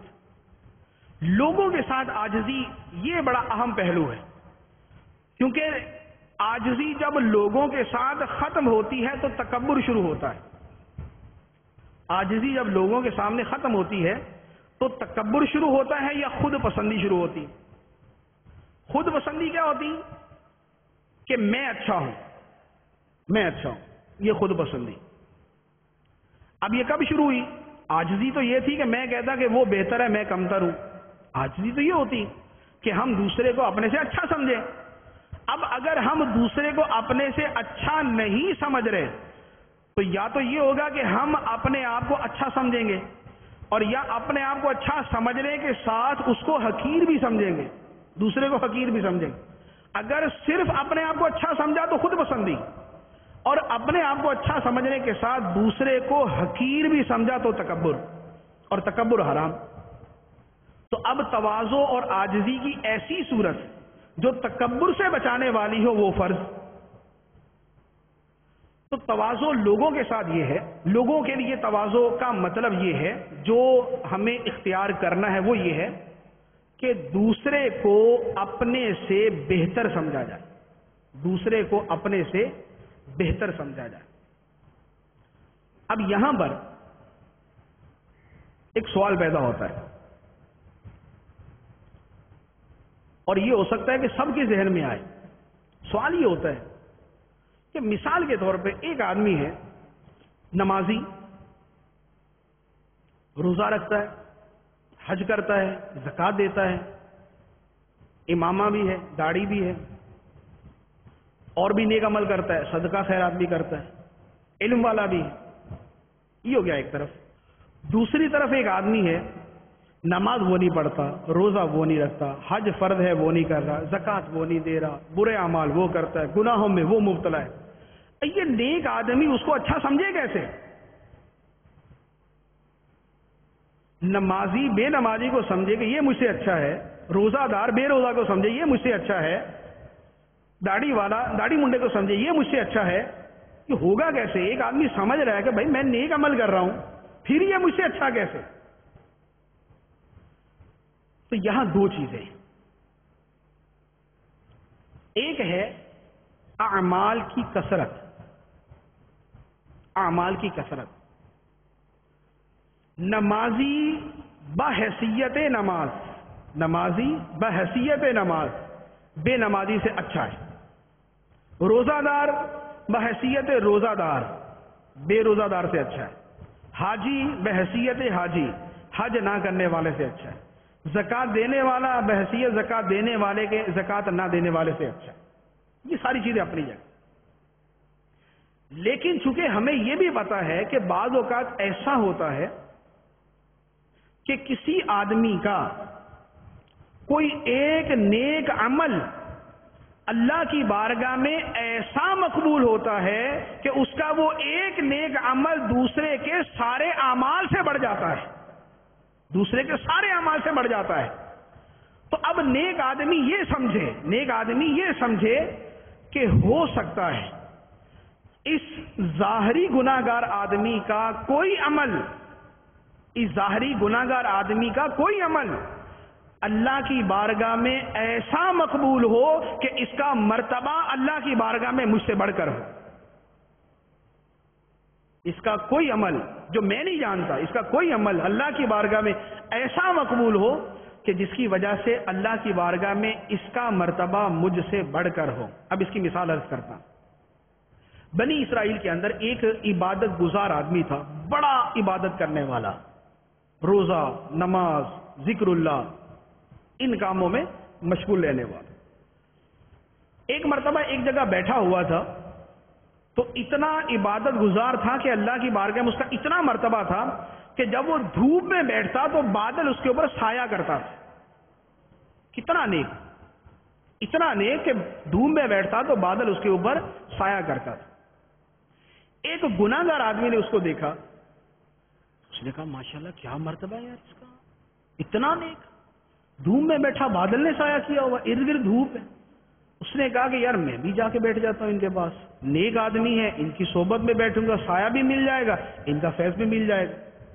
وہ گناہگار آدمی اٹھا اور جا کر اس عابد و زاہد نیک آدمی کے پاس بیٹھ گیا۔ یہ کس لیے سے آیا کہ میں گناہگار، یہ نیک، میں ان کی صحبت میں بیٹھوں گا، فیض ملے گا اور اللہ تعالیٰ مجھ پہ کرم فرمائے گا۔ اب جب وہ گناہگار اس نیک آدمی کے پاس آیا تو اس نیک آدمی کے دل میں آیا کہ یہ گناہگار میرے پاس کہاں سے آ گیا۔ وہ گناہگار تو عاجزی کر کے آیا اور یہ نیک جو ہر اعتبار سے اس پر فائق، یہ عاجزی کو چھوڑ کے بیٹھ گیا، یہ تواضع کو چھوڑ کے بیٹھ گیا کہ یہ گناہگار میرے پاس کہاں سے آ گیا۔ یہ دل میں خیال کر کے وہ نیک آدمی اپنی جگہ سے اٹھ کے چل پڑا، چل پڑا۔ بادل اس کے ساتھ جانے کی بجائے گناہگار کے سر پہ کھڑا رہا، گناہگار کے سر پہ کھڑا۔ کیوں؟ اس لیے کہ اس کی عاجزی نے اس کا مرتبہ اللہ کی بارگاہ میں اس سے بڑھا دیا۔ تو اب یہ گناہگار، یہ فاسق، یہ فاجر، وہ نیک، متقی، پرہیزگار، نمازی، روزہ دار، وہ خدا کا ذکر کرنے والا، لیکن عاجزی کی وجہ سے اللہ نے اس گناہگار کا مرتبہ بلند کر دیا اور اس نیک آدمی کا مرتبہ نیچے کر دیا۔ تو یہ وہ چیز میں عرض کر رہا ہوں کہ نیک آدمی گناہگار کو اپنے آپ سے بہتر سمجھے کیسے کہ میں اچھا بھلا نمازی ہوں، میں گناہوں سے بچنے کی کوشش بھی کرتا ہوں، میں اور بھی نیک عمل کرتا ہوں، صدقہ خیرات بھی کرتا ہوں، مسائل بھی سیکھتا ہوں، میں سارا کچھ کر رہا ہوں۔ یہ گناہگار ساری رات فلمیں دیکھنے والا، نماز یہ نہیں پڑھتا، روزہ یہ نہیں رکھتا، حج فرض ہے یہ نہیں کرتا، زکوٰۃ فرض ہے یہ نہیں دیتا، گناہ سارے یہ کرتا ہے، میں اس کو اپنے سے بہتر سمجھوں کیسے؟ تو اس کا حل یہ ہے کہ عاجزی یہ ہے کہ ہم یہ سمجھیں گے، جو نیک آدمی ہے وہ یہ سمجھے گا کہ ہو سکتا ہے اس کا کوئی باطنی عمل ایسا ہو کہ جس کی وجہ سے اس کا مرتبہ بلند ہو، اور میرا کوئی گناہ ایسا ہو جس کی وجہ سے میرا مرتبہ ہی کوئی نہ ہو۔ تو اپنے بارے میں بدگمانی اور دوسرے کے بارے میں حسن ظن رکھنا، یہ عاجزی کی بنیاد ہے۔ اپنے بارے میں بدگمانی اور دوسرے کے بارے میں حسن ظن رکھنا، نیک گمان رکھنا، یہ عاجزی کی بنیاد ہے۔ اور یہ ہوتا بھی ہے، میں آپ کو عرض کروں، یہ ہوتا بھی ہے۔ یہ ضروری نہیں ہے کہ ظاہری طور پہ جو نیک آدمی ہے، نیک اعمال فرض ہیں جو اپنی جگہ، وہ اپنی جگہ ہے، لیکن جو نیک آدمی یا جو نیکیاں کرنے والا اپنی نیکیوں کے بنا پہ عاجزی چھوڑ کے بیٹھا ہوا، اس کے لیے میں عرض کر رہا ہوں کہ 20 مرتبہ ایسا ہوتا ہے کہ جاہل مطلق، کوئی علم نہیں، اس کا ایمان اتنا مضبوط ہوتا ہے، اس کی توحید اتنی کامل ہوتی ہے، اس کا اللہ پہ توکل اتنا زیادہ ہوتا ہے کہ ظاہری طور پہ بڑا نیک اور فاضل آدمی اس کے برابر نہیں پہنچ سکتا۔ یہاں پر آپ اس کی ایک مثال دیتا ہوں۔ ایک بڑا درمیانے درجے کا سمجھدار اور اچھی معلومات رکھنے والا آدمی. کئی مرتبہ ایسا ہوتا ہے کہ کوئی آدمی بد مذہب آدمی اس کو آ کے کوئی باتیں بتانے لگتا ہے تو وہ گمراہ ہو جاتا ہے. آپ نے دیکھا ہوگا کہ کئی آدمی جو پہلے بڑے ماشاءاللہ مضبوط نظر آتے تھے اور بڑے اپنے آپ کو سمجھتے بھی تھے، کہتے بھی تھے، لیکن کیا ہوا کہ کسی نے آ کے ان کو وسوسہ ڈالا، دلائل سمجھائے، ہاں ٹھیک ہے بھائی صحیح، یہ گیا. اور دیہات کا بالکل ان پڑھ آدمی جس نے الف سے آگے بے نہیں پڑھی، اس پہ 100 آدمی مل کے کوشش کر رہے ہیں، وہ آخر میں سب سے آخر میں ایک ہی کہتا ہوں بھائی معاف کرو، جاؤ یار، میں نہیں چھوڑنے والا. ایمان اس کا مضبوط ہے، وہ ان پڑھ ہے، وہ ظاہری اعتبار سے کچھ نہیں ہے، ایمان اس کا مضبوط ہے. اسی طرح بڑے بڑے آپ کو فاضل اور بڑے اچھے لوگ نظر آئیں گے، آپ کبھی غم کے موقع پہ دیکھیں ان کی حالت کیا ہوتی، کہاں کا صبر اور کہاں کا جو ہے وہ تسلیم و تفویض، پتہ ہی کوئی نہیں. اور ایک طرف آپ کو دیہات کی بوڑھی عورت ملے گی، بڑے سے بڑا نقصان ہو گیا، اس کی زبان پہ یہ جملہ ہوگا، بس جیسے اللہ کی رضا جی، جیسے اللہ کی رضا، مولا راضی ہے تو ہم بھی راضی ہیں جی. اس کی زبان پہ یہ جملہ ہوگا، مولا راضی تو ہم بھی راضی ہیں جی، اللہ نے کیا، اللہ کے کرنے میں حکمت ہوتی ہے. یہ اس کے جملے ہوں گے جو ان پڑھ ہے، جس نے کچھ نہیں پڑھا ہوا. اور ایک طرف یہ پڑھا لکھا اور ظاہری نمازی، مصیبت آئی تو سب کچھ چھوڑ کے بھاگ جاتا ہے. تو ہو سکتا ہے کہ جو آدمی ہمارے سامنے ظاہری اعتبار سے نیک نہیں ہے، اللہ تعالی نے اسے توکل میں، اسے اپنے اوپر ایمان میں، اسے توحید میں، اسے تسلیم و تفویض میں، اسے صبر و شکر کے اندر اتنا مضبوط بنایا ہو کہ اس کا وہ ایک عمل جو ہے وہ دوسرے کی زندگی کے سارے اعمال سے بہتر ہو. کیونکہ سب سے بڑا فیصلہ تو دل کے اعمال پہ ہوتا ہے. دل کے اعمال جو ہے یہ تقوی اور اللہ کی بارگاہ میں قبولیت کے اعتبار سے دیگر اعمال سے بڑھ کر ہوتے ہیں. اسی لیے سرکار دو عالم صلی اللہ علیہ وسلم نے ارشاد فرمایا کہ صدیق اکبر رضی اللہ تعالی عنہ میری امت میں سب سے افضل ہے. اور فرمایا کہ ظاہری اعمال کی وجہ سے نہیں بلکہ اس شے کی وجہ سے جو ان کے دل میں ہے، جو ان کے دل میں ہے. تو بظاہر ہمیں گناہگار نظر آنے والے کے دل میں پتہ نہیں ایمان کتنا مضبوط ہے، اللہ تعالیٰ پر توکل کتنا مضبوط ہے. میں پرسنلی بہت سارے ایسے لوگوں کو جانتا ہوں کہ دنگ رہ جاتا ہے آدمی ان کے توکل کے اوپر. ایسا نقصان ہوا کہ جس کے کہ زندگی جو ہے وہ بالکل الٹ کر رہ جائے. تو ان سے تعزیت کی کہ بڑا نقصان ہو گیا، اللہ تعالیٰ جو ہے وہ کرم فرمائے، اللہ تعالیٰ بدل آپ کو عطا فرمائے. ان کا آگے سے جواب سن کے حیران کہ پھر کیا ہوا، اللہ نے دیا اللہ نے لے لیا، اللہ اور دے دے گا، اللہ نے دیا اللہ نے لے لیا، اللہ اور دے دے گا. اب ظاہری اعتبار سے نہ اس کی داڑھی تھی، نہ امامہ تھا، اور نہ وہ نمازی تھا، نہ اس کے کوئی اور نیک اعمال سامنے تھے، اور بہت ساری برائیوں کا جو ہے وہ ذاتی طور پہ علم تھا. لیکن اس کا جواب سن کے، اس کا توکل سن کے، اس کا صبر کا مقام دیکھ کے دنگ رہ گیا. تو ایسے آپ کو بہت سارے ملیں گے کہ اچھے بھلے آدمی جو ہے وہ شکوے کرتے نظر آئیں گے اور ظاہری طور پہ بالکل جو ہے کچھ بھی نہیں ہے، وہ ماشاءاللہ ایسے ہی ان کا ایمان مضبوط ہوگا، ان کا اللہ طرف ایسا بھروسہ ہوگا. تو یہ ہم جو ہے دوسروں کے بارے میں یہ سمجھے ظاہری اعتبار سے. اب ہمارے سامنے اگر دو آدمی، اب یہاں پر ایک فرق یاد رکھیں، یہ نہ ہو کہ مسئلہ جو ہے وہ الٹ یاد ہو جائے. ایک ہے ہمارے سامنے ایک آدمی اور یہ دوسرا آدمی، یہ نمازی یہ بے نمازی. ہم کہیں گے کہ یہ ہمارے گمان میں اس سے اچھا ہے، یہ نمازی ہمارے گمان میں اس بے نمازی سے اچھا ہے. یہ ہے جب ہم دوسروں کے بارے میں غور کریں. اور ایک ہے اپنے بارے میں اور دوسروں کے بارے میں غور کرنا. یہ جو ابھی میں نے تفصیل عرض کی ہے یہ والی ہے، اپنے بارے میں اور دوسرے کے بارے میں. دوسروں پر فیصلہ نہیں کریں گے کہ ایک طرف ہمیں جو ہے وہ انتہائی متقی آدمی نظر آئے اور دوسری طرف فاسق و فاجر نظر آئے تو ہم بولے ہو سکتا ہے یہی اچھا ہو بھائی. تو دوسروں کے بارے میں یہ فیصلہ اور فتویٰ دینے کی ضرورت نہیں. دوسرے کے بارے میں یہی کہیں گے کہ بھائی ہم تو ظاہر کے مکلف ہیں، ہم تو ظاہر کے مکلف، ظاہراً ہم اسے نیک دیکھ رہے ہیں، اسے گناہگار دیکھ رہے ہیں، تو یہ ہماری نظر میں اچھا ہے، یہ ہماری نظر میں اچھا نہیں. لیکن اپنے بارے میں ہم یہ کریں گے کہ ہو سکتا ہے ہم ظاہری طور پر بڑے عمل کرنے والے ہیں، لیکن وہ دوسرا ظاہری طور پہ عمل نہ کرنے والا، اس کا کوئی باطنی عمل ایسا ہو سکتا ہے جو ہم سے بڑھ کر، اور بعض اوقات ہمیں پتہ بھی چلتا ہے کسی کے عمل کے بارے میں تو ہم اس پہ بھی حیران رہ جاتے ہیں کہ ہم کسی آدمی کو ایسے ہی سمجھ رہے تھے، پتہ چلا کہ 15 آدمیوں کا گھر وہی چلا رہا تھا، یتیموں کی پرورش وہی کر رہا تھا، یتیموں کی لکھائی پڑھائی ساری وہی کر رہا تھا، اور ہم تو کچھ بھی نہیں کر رہے ہوتے۔ تو اس لیے اپنے اور دوسروں کے حوالے سے عاجزی اختیار کرنا یہ ضروری۔ اب یہ عالم اور غیر عالم دونوں کے لیے، یہ ظاہری طور پہ جو ہے وہ نیک آدمی اور ظاہری طور پہ جو نیک آدمی نہیں ہے دونوں کے لیے، نمازی بے نمازی دونوں کے لیے، کہ ہر آدمی اپنے بارے میں بدگمانی کا شکار ہوگا اپنے اعمال کے اعتبار سے، کہ میرے اعمال میں نقص اور کمی ہو سکتی ہے اور گناہ میرے زیادہ ہو سکتے ہیں، اور دوسرے کا کوئی عمل بھی اللہ کی بارگاہ میں قبول ہو سکتا ہے۔ تو یہ عاجزی اور تواضع کے بارے میں چند چیزیں عرض کی۔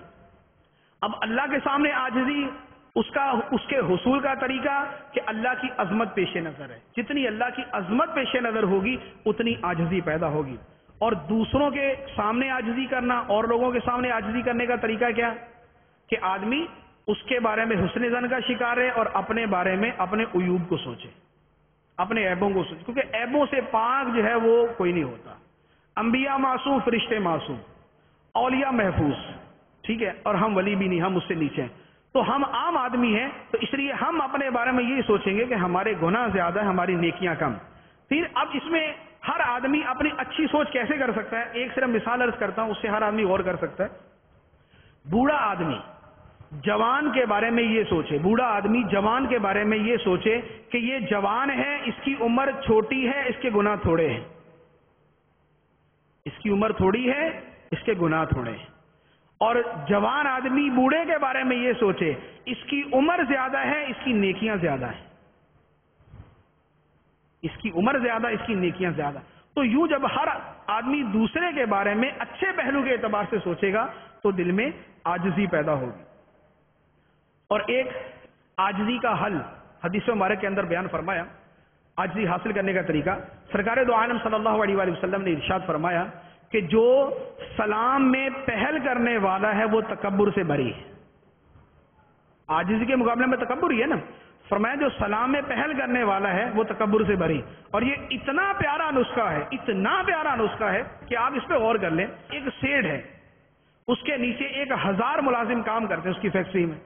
اب اگر وہ سیٹھ آ کر تو مزدور اس کا روڈ کے اوپر کھڑا ہوا اور وہ آگے اس سے سلام لیتا، السلام علیکم کیسے ہیں آپ، تو بتائیے تکبر رہے گا وہاں پر؟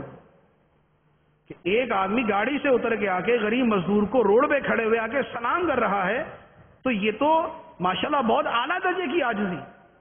اسی طرح ایک ظاہری طور پہ بڑا نیک آدمی ہے، وہ دنیاوی اعتبار سے جو بالکل ہی کوئی عجیب و غریب ہے، اس سے حسن نیت کے ساتھ جا کر اگر وہ سلام لیتا ہے تو یہ عاجزی۔ ایک مالدار آدمی غریب آدمی سے آ کر محبت سے سلام لیتا ہے، یہ عاجزی۔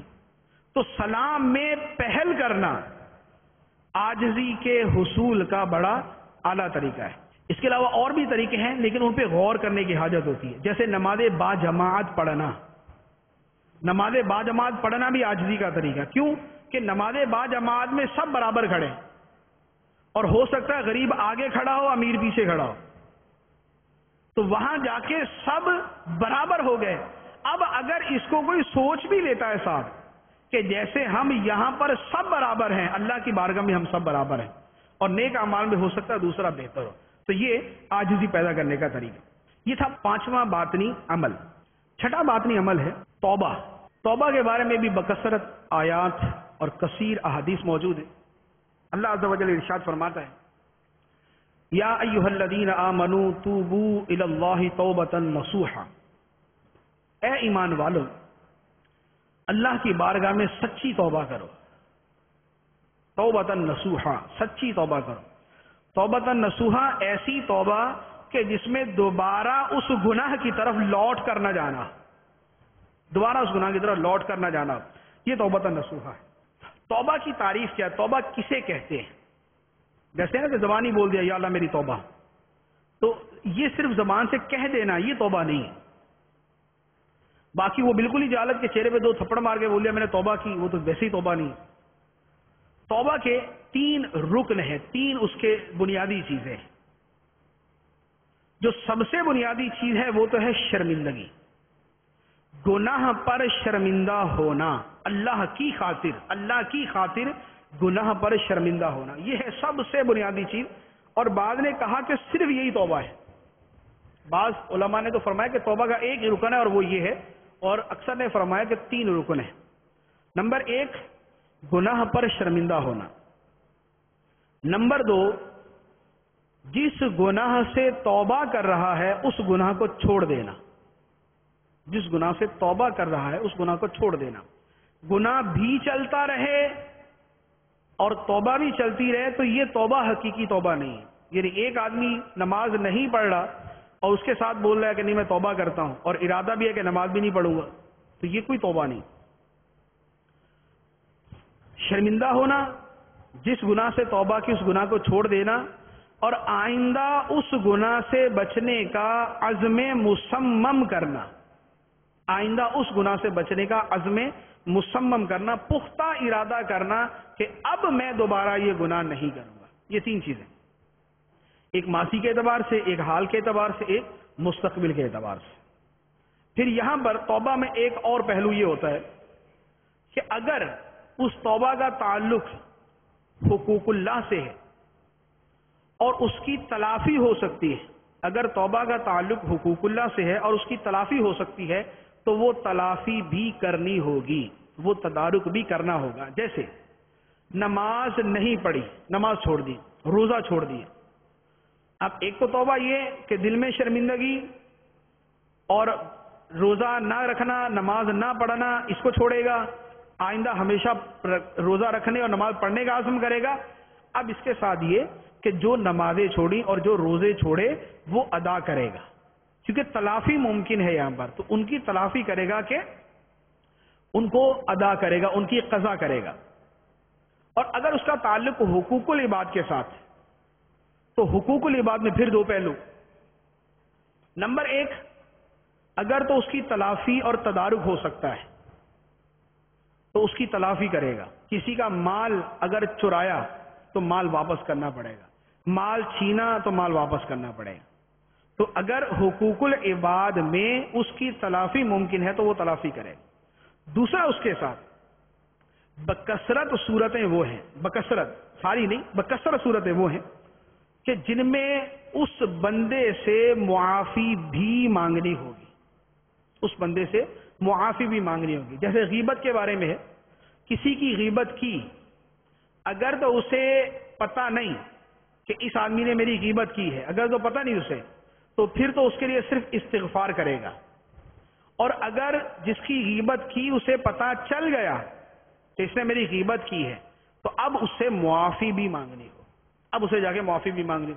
इसी तरह अगर किसी पर जुल्म किया था, किसी के थप्पड़ मारा था, किसी को गाली दी थी, किसी को बुरा कहा था, किसी का मजाक उड़ाया था, किसी को जलील किया था, किसी को लोगों के सामने शर्मिंदा किया था, अगर ऐसा कोई भी काम ईजा वाला किया था तो अब उससे जाके मुआफी मांगनी पड़ेगी कि मैंने आपको एक मर्तबा गाली दी थी, मैं उससे आपकी बारगाह में मुआफी का तलबगार हूं, मैं आपसे मुआफी मांगता हूं। और फिर मुआफी भी ऐसी हो कि जिसको कहना कि शरा सदर के साथ मुआफी। शरा सदर के साथ मुआफी ये होती है कि अपना दिल भी पूरा मुआफी मांग रहा है और मुआफी ऐसे अंदाज में मांगी कि सामने वाला भी समझेगा ये मुआफी मांग रहा है, सिर्फ इतना बोलिए यार सॉरी यार वो कर दिया था ना मैंने, सॉरी। तो इतनी सी मुआफी नहीं होती कि जिसमें आप सिर्फ हेलो हाय कर रहे हैं, ये मुआफी नहीं है। मुआफी का मतलब ये है कि आप वाकयातन शर्मिंदा हैं, वाकयातन शर्मिंदगी है कि मुझसे ये गलती हुई है और मैं उस पर शर्मसार होकर आपसे मुआफी मांग रहा हूं। ना ये कि बस जो है ना वो उड़ते उड़ते अल्फाज के अंदर बोल दिया और निकल गए, तो वो बेचारा उसको ही पता ना चलेगा ये माफी मांग के गया या वैसे ही। तो इस तरह की मुआफी नहीं, मुआफी अपने दिल की शर्मिंदगी के साथ उसके सामने ये कहना कि मुझे मुआफ कर दे, मुझसे ये गलती हुई। तो हुकूकुल इबाद के अंदर अगर तलाफी वाली सूरत है तो तलाफी करनी, और दूसरी सूरत उसके साथ कि तलाफी के अलावा उस बंदे से मुआफी भी मांगनी होगी बकसर सूरतों में। तो ये तौबा के 2 पहलू, हुकूकुल्लाह के एतबार से तौबा और हुकूकुल इबाद में तौबा। अब तौबा का दिल में जज्बा पैदा करने का तरीका कि आदमी तौबा, उसको तौबा की तौफीक कैसे हो, उसके दिल में तौबा की रगबत कैसे पैदा हो, इसमें कई तरीके हैं। ایک طریقہ تو یہ ہے، اور یہ بڑا ہی مفید طریقہ ہے، کیونکہ اس ایک طریقے میں فائدے بہت زیادہ ہیں، وہ یہ کہ آدمی خلوت میں بیٹھ کر ابھی توبہ نہیں کر رہا، ابھی توبہ کی رغبت پیدا کر رہا ہے اپنے اندر کہ مجھے توبہ کرنی چاہیے، خلوت میں بیٹھ کر اللہ تعالی کے اس بندے پر، جو بندہ سوچ رہا ہے اللہ تعالی کے اس بندے پر احسانات کو یاد کرے، اللہ تعالیٰ کے مجھ پر کتنے احسانات ہیں، سر سے لے کر پاؤں تک، ظاہری باطنی، جسمانی روحانی، خلوت و جلوت کے، نشست و برخاست کے، اپنی فیملی کے اعتبار سے، دوستوں کے اعتبار سے، ملک کے اعتبار سے، ہر اعتبار سے اپنے اوپر اللہ تعالیٰ کے احسانات یاد کریں۔ جیسے ایک معمولی سا تو یہ بھی ہو سکتا ہے، جو معمولی نہیں حقیقتاً تو بہت بڑا ہے لیکن کرنے کے اعتبار سے معمولی۔ اگر اللہ تعالیٰ ہمیں آنکھیں نہ دیتا تو ہم اندھے ہوتے، یہ پوری دنیا جو ہم دیکھ رہے ہیں اس میں ایک ٹکے کی چیز بھی نہیں دیکھ سکتے اگر آنکھیں نہ ہوتی، کان نہ ہوتے تو بہرے ہوتے، دماغ نہ ہوتا تو پاگل ہوتے، ہوا نہ ہوتی تو سانس نہ لیتے، سانس نہ لیتے تو مر جاتے، پانی نہ ہوتا تو پیاس سے مر جاتے، رزق نہ ہوتا تو بھوکے مر جاتے۔ آنکھیں دی دیکھ رہے ہیں، کان دیے سن رہے ہیں، عقل دی ہے سمجھ رہے ہیں، ہوا دی ہے سانس لے رہے ہیں، رزق دی ہے کھا رہے ہیں، سر سے پاؤں تک ایک ایک انگ میں، ایک ایک عضو میں اللہ تبارک و تعالی نے لاکھوں نعمتیں رکھی ہوئی۔ وَإِن تَعُدُّوا نِعْمَةَ اللَّهِ لَا تُحْصُوهَا، اگر تم اللہ کی نعمتوں کو گننا چاہو تو شمار نہیں کر سکتے، اگر تم اللہ کی نعمتوں کو گننا چاہو تو شمار نہیں کر سکتے، اللہ تعالیٰ کی اتنی نعمتیں ہیں۔ تو اب اپنے اوپر اللہ تعالیٰ کی ایک ایک نعمت کو یاد کرے اور اپنی ایک ایک نافرمانی کو یاد کرے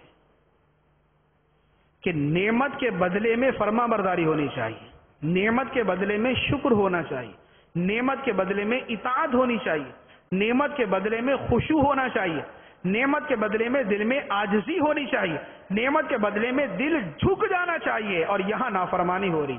اللہ تعالیٰ نے نعمت دی اور میں نماز نہیں پڑھ رہا، اللہ تعالیٰ نے نعمت دی میں روزے نہیں رکھ رہا، اللہ تعالیٰ نے نعمت دی میں ذکر اللہ نہیں کرتا، اللہ تعالیٰ نے نعمت دی میں فرائض کی ادائیگی نہیں کرتا، اللہ تعالیٰ نے نعمت دی میں گناہوں میں پڑا ہوں، اللہ تعالیٰ نے نعمت دی میں فلاں فلاں گناہ کر رہا ہوں۔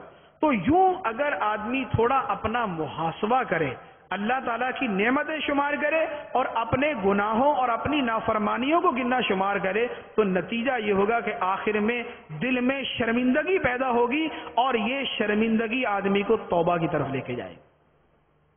تو یہ ایک طریقہ دل میں توبہ کی رغبت پیدا کرنے کا، اور اس کا دوسرا فائدہ یہ ہوتا ہے کہ جب بندہ اللہ تعالیٰ کے احسانات کو ایک ایک کر کے یاد کرتا ہے تو اللہ تعالیٰ کی عظمت بھی دل میں بڑھتی ہے، اللہ تعالیٰ کی محبت میں بھی اضافہ ہوتا ہے۔ تو یہ اللہ تعالیٰ کی محبت حاصل کرنے کا طریقہ بھی۔ دوسرا یہ گناہوں کی وعیدیں اور جہنم کے عذاب بار بار پڑھے، سنے اور سوچے، گناہوں کی وعیدیں اور جہنم کے عذاب بار بار پڑھے، سنے اور اس پر سوچے۔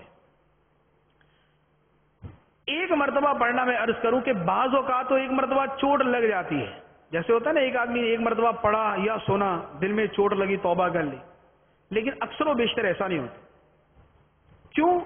اس لیے کہ دل پر زنگ کی تہ بڑی گہری ہو چکی، پرت پہ پرت چڑھتے گئے، تہ پر تہ چڑھتی گئے، خول پہ خول چڑھتے گئے۔ اب وہ گناہوں کی تہیں اور وہ میل کے خول وہ محض ایک مرتبہ پڑھنے اور سننے سے دور نہیں ہوتے۔ کپڑے پہ معمولی داغ ہے، ایک مرتبہ دھلائی سے صاف ہو جائے گا، اور اگر داغ اس پہ دبا کے چڑھا ہوا اور 2 سال تک وہ دھو مٹی میں پڑا ہوا تو اب وہ ایک مرتبہ کی دھلائی سے صاف نہیں ہوگا، اس کو بار بار دھونا پڑے گا، بار بار دھونا پڑے گا، مختلف طریقوں سے دھونا پڑے گا، اعلیٰ سے اعلیٰ صابن کے ساتھ دھونا پڑے گا۔ تو دلوں پر جو گناہوں کی تہیں اور میل کے خول چڑھے ہوئے وہ محض ایک مرتبہ جہنم کا عذاب پڑھ کر یا سن کر یا گناہوں کی وعیدیں پڑھ کر یا سن کر وہ فوری طور پہ عام طور پہ دور نہیں ہوتا، اس کو بار بار پڑھنے کی حاجت ہوتی، دل میں وہ جاگوزی ہو جائے، اتنا جاگوزی ہو جائے کہ جب گناہ کی طرف ہاتھ بڑھنے لگے تو وعیدوں کی پوری فہرست جو ہے وہ دماغ میں آ جائے، جہنم کے عذاب کی پوری فہرست دماغ میں آ جائے، اب گناہ سے بچنا آسان ہوگا، اور اب آدمی توبہ کی طرف آ گیا کہ اب مجھے توبہ کرنی چاہیے۔ تو توبہ کی رغبت پیدا کرنے کا دوسرا طریقہ کہ آدمی گناہوں کی وعیدیں اور جہنم کے عذابات کو پڑھے سنیں، بیانات ہیں امیر اہل سنت کے بیانات، خاص طور پہ جو پرانے بیانات ان کو سنیں، قبر کے بارے میں جو ہیں، قبر کی پہلی رات، مردے کی بے بسی، مردے کے صدمے، بد نصیب دولہا، تو اس طرح کی جو کیسٹس اور سیڈیز ہیں ان کو سنیں، ان کے جو بیانات ہیں وہ پڑھیں، اس کے علاوہ جو اور عذاب اور گناہوں کے بارے میں سیڈیز، کیسٹس اور کتابیں ہیں ان کو پڑھے سنیں تو دل میں توبہ کا جذبہ راسخ ہوگا۔ تیسرا طریقہ جو مشاہدتاً اور تجربتاً نہایت ہی مفید ہے، جو میں نے پہلے بھی عرض کیا کہ توبہ کرنے والوں کی صحبت میں بیٹھے، اچھے ماحول میں بیٹھے، اچھی صحبت میں بیٹھے۔ جتنا اثر اس طریقے سے ہوتا ہے عام طور پر دوسرے طریقوں سے نہیں ہوتا، کہ آدمی جب نیک اجتماع میں بیٹھتا ہے، جیسے دعوت اسلامی کے ہفتہ وار اجتماع ہے، جب آدمی ان میں بیٹھتا ہے، بیان سنتا ہے، ذکر کرتا ہے، دعا مانگتا ہے، اب اس کے ارد گرد سارے کے سارے توبہ کر رہے ہیں، سارے گناہوں سے معافی مانگ رہے ہیں، سارے اپنے گناہوں پہ رو رہے ہیں، سارے گناہوں کی مغفرت مانگ رہے ہیں۔ اس مجموعی جو ماحول کا اثر ہوتا ہے اور اس پر جو اللہ تعالیٰ کی برکت اور رحمت اترتی ہے کہ جہاں 40 مسلمان جمع ہوتے ہیں وہاں ایک اللہ کا ولی ہوتا ہے، تو جہاں پر 4000 سے 10,000 افراد جمع ہو وہاں پر کتنے پتہ نہیں اللہ تعالیٰ کے ولی موجود ہیں، تو جہاں پر اتنے اولیاء موجود ہوں تو ان کے قرب اور ان کی صحبت کے اندر جب آدمی بیٹھا ہوتا ہے، وہ سارے دعا مانگ رہے ہوتے، تو اس وقت جو دل کی کیفیت ہوتی ہے وہ آدمی کو توبہ کی طرف لے کے جاتی، کیونکہ توبہ جو ہے ایک نور ہے جو دل میں اترتا ہے، ایک کیفیت ہے جو دل میں پھیلتی ہے، ایک شرح صدر ہے جس سے دل کھل جاتا ہے، جس سے دنیا میں زہد اور آخرت سے محبت پیدا ہوتی ہے۔ تو نیک ماحول، نیک صحبت، اچھا ماحول، اچھی صحبت جو ہے یہ توبہ کی طرف لے جانے والی۔ تو یہ چھٹا باطنی عمل تھا جس کی کچھ تفصیل عرض کی ہے۔ اس کے علاوہ مزید اور بہت سارے باطنی اعمال ہیں، مجموعی طور پہ ان کی تعداد جو ہے وہ تقریباً 40 کے قریب ہے، اور اسی طرح جو باطنی گناہ ہیں ان کی تعداد بھی 40 کے قریب، باطنی گناہ ان کی تعداد بھی 40 کے قریب۔ اور ایک اور اعتبار سے اس کی تقسیم ہے جسے ایمان کی شاخیں کہتے ہیں، شعاب الایمان، ایمان کی شاخیں، جو سرکار مدینہ صلی اللہ تعالی علیہ وسلم نے ارشاد فرمایا کہ ایمان کے 70 سے زیادہ شعبے ہیں، جن میں سب سے افضل شعبہ ہے لا الہ الا اللہ، سب سے افضل شعبہ ہے لا الہ الا اللہ، اور جو سب سے نیچے کا شعبہ ہے وہ ہے مسلمان کے راستے سے تکلیف دہ شے کو ہٹا دینا۔ اور اسی کے ساتھ فرمایا کہ حیا ایمان کا مرکزی شعبہ ہے، حیا ایمان کا مرکزی شعبہ ہے۔ اللہ سے حیا یہ ہے کہ اللہ تعالیٰ سے حیا کی وجہ سے آدمی اس کی نافرمانی چھوڑ دے۔ تو یوں جو ہے وہ 70 سے زیادہ شعبے ہیں، بعد نے 72، بعد نے اس سے کچھ زائد کہے، تو ان سب کی جدا گانا تفصیل ہے۔ ان میں محض جو ہے وہ 6 چیزیں میں نے اختصار کے ساتھ عرض کی ہیں، ان میں بھی نہایت ہی مختصر، محض صرف تعریف اور اس کے حصول کا طریقہ، یہ دونوں چیزیں اس کے بارے میں عرض کی ہیں۔ اللہ تبارک و تعالی ہمیں باطنی نیک اعمال اختیار کرنے اور باطنی گناہوں سے بچنے کی توفیق عطا فرمائے، آمین، بجاہ النبی الامین صلی اللہ تعالی علیہ وسلم۔ السلام علیکم۔ وعلیکم السلام۔ حضرت یہ آپ نے جو 7واں پوائنٹ بتایا نا غیر اللہ کی طرف التفات سے بچنا ہے، اس کے بارے میں تھوڑی تفصیل بتا دیں۔ تقوی کا 7واں درجہ تھا غیر اللہ کی طرف التفات سے بچنا۔ بیسیکلی سب سے بڑی تفصیل اسی کی ہے، اور اس سے قصدن جو ہے وہ اس کو میں نے ترک کیا تھا، کیونکہ ہمارے لیے جو پہلے درجات ہیں اس میں سب سے پہلا درجہ تو الحمدللہ ہر مسلمان کو حاصل ہے، کفر و شرک سے بچنا، دوسرا درجہ بد عقیدگی سے بچنا، یہ ہر صحیح العقیدہ سنی مسلمان کو حاصل ہے۔ اس کے بعد کے درجات جو ہیں گناہ کبیرہ اور صغیرہ اور شبہات سے بچنا، تو ہمیں تو عام طور پہ اسی کی پڑی ہوتی ہے کہ یہی والا جو ہے وہ تقوی کا درجہ حاصل ہو جائے تو یہ بہت بڑی بات ہے۔ تو تقریر مباحات اور اس کے بعد غیر اللہ کی طرف التفات سے بچنا، یہ تو بہت اعلیٰ درجے ہیں۔ غیر اللہ کی طرف التفات سے بچنا یہ اولیاء کرام کی اصطلاح ہے۔ اس کے آگے پھر درجات ہوتے ہیں، فنا فی اللہ، بقا باللہ۔ آگے اس میں پھر مختلف اولیاء کرام کی اپنی اپنی اصطلاحات ہیں، جس میں کچھ فرق ہوتا ہے، بعض اوقات محض جملوں میں فرق ہوتا ہے، حقیقت سب کی ایک ہوتی ہے، اور بعض اوقات ان میں جوہری طور پر بھی فرق ہوتا ہے۔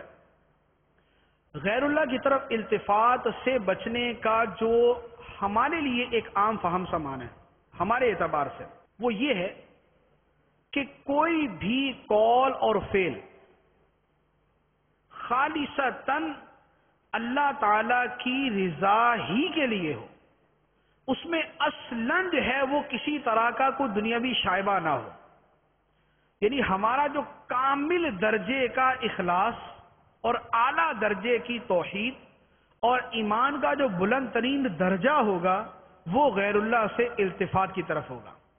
غیر اللہ سے التفات کا یہ مطلب نہیں کہ آدمی دنیاوی امور چھوڑ دے، آدمی دنیاوی کام چھوڑ دے، کیونکہ سب سے بہترین نمونہ سرکار دو عالم صلی اللہ تعالی علیہ وسلم کی ذات مبارک۔ پھر اسی مرتبے پر غیر اللہ کی طرف التفات سے بچنا، اسی کے اندر انبیاء کرام علیہم السلام کے بعد سب سے بلند مرتبہ سیدنا صدیق اکبر رضی اللہ تعالیٰ عنہ، عمر فاروق رضی اللہ تعالیٰ عنہ، عثمان غنی رضی اللہ تعالیٰ عنہ، حضرت علی المرتضی شیر خدا رضی اللہ تعالیٰ عنہ۔ اور یہ بزرگ اپنے سارے کام کرتے تھے، ان کی فیملیز بھی تھیں، ان کے گھر بھی تھے، ان کے کاروبار بھی تھے، نظام سلطنت بھی تھی، لیکن ان کا سب کچھ جو بھی تھا وہ اللہ کے لیے تھا۔ اب اللہ ہی کے لیے سب کچھ ہے، اس کی نشانی کیا؟ دنیا پاس ہونا، دنیا پاس ہونا یہ دنیا نہیں ہے، دنیا میں دل لگانا یہ دنیا ہے۔ سیدنا صدیق اکبر رضی اللہ تعالی عنہ نے غزوہ تبوک کے موقع پر اپنے گھر کا سارا سامان اللہ تعالی کی راہ میں دے دیا، تو ظاہری اعتبار سے تو سامان دنیا موجود ہے، لیکن اس سامان کی طرف التفات نہیں، حظ نفس کے لیے، اپنے نفس کے لیے اس کی طرف التفات نہیں، اس لیے سارا اٹھا کے اللہ تعالیٰ کی راہ میں دے دی۔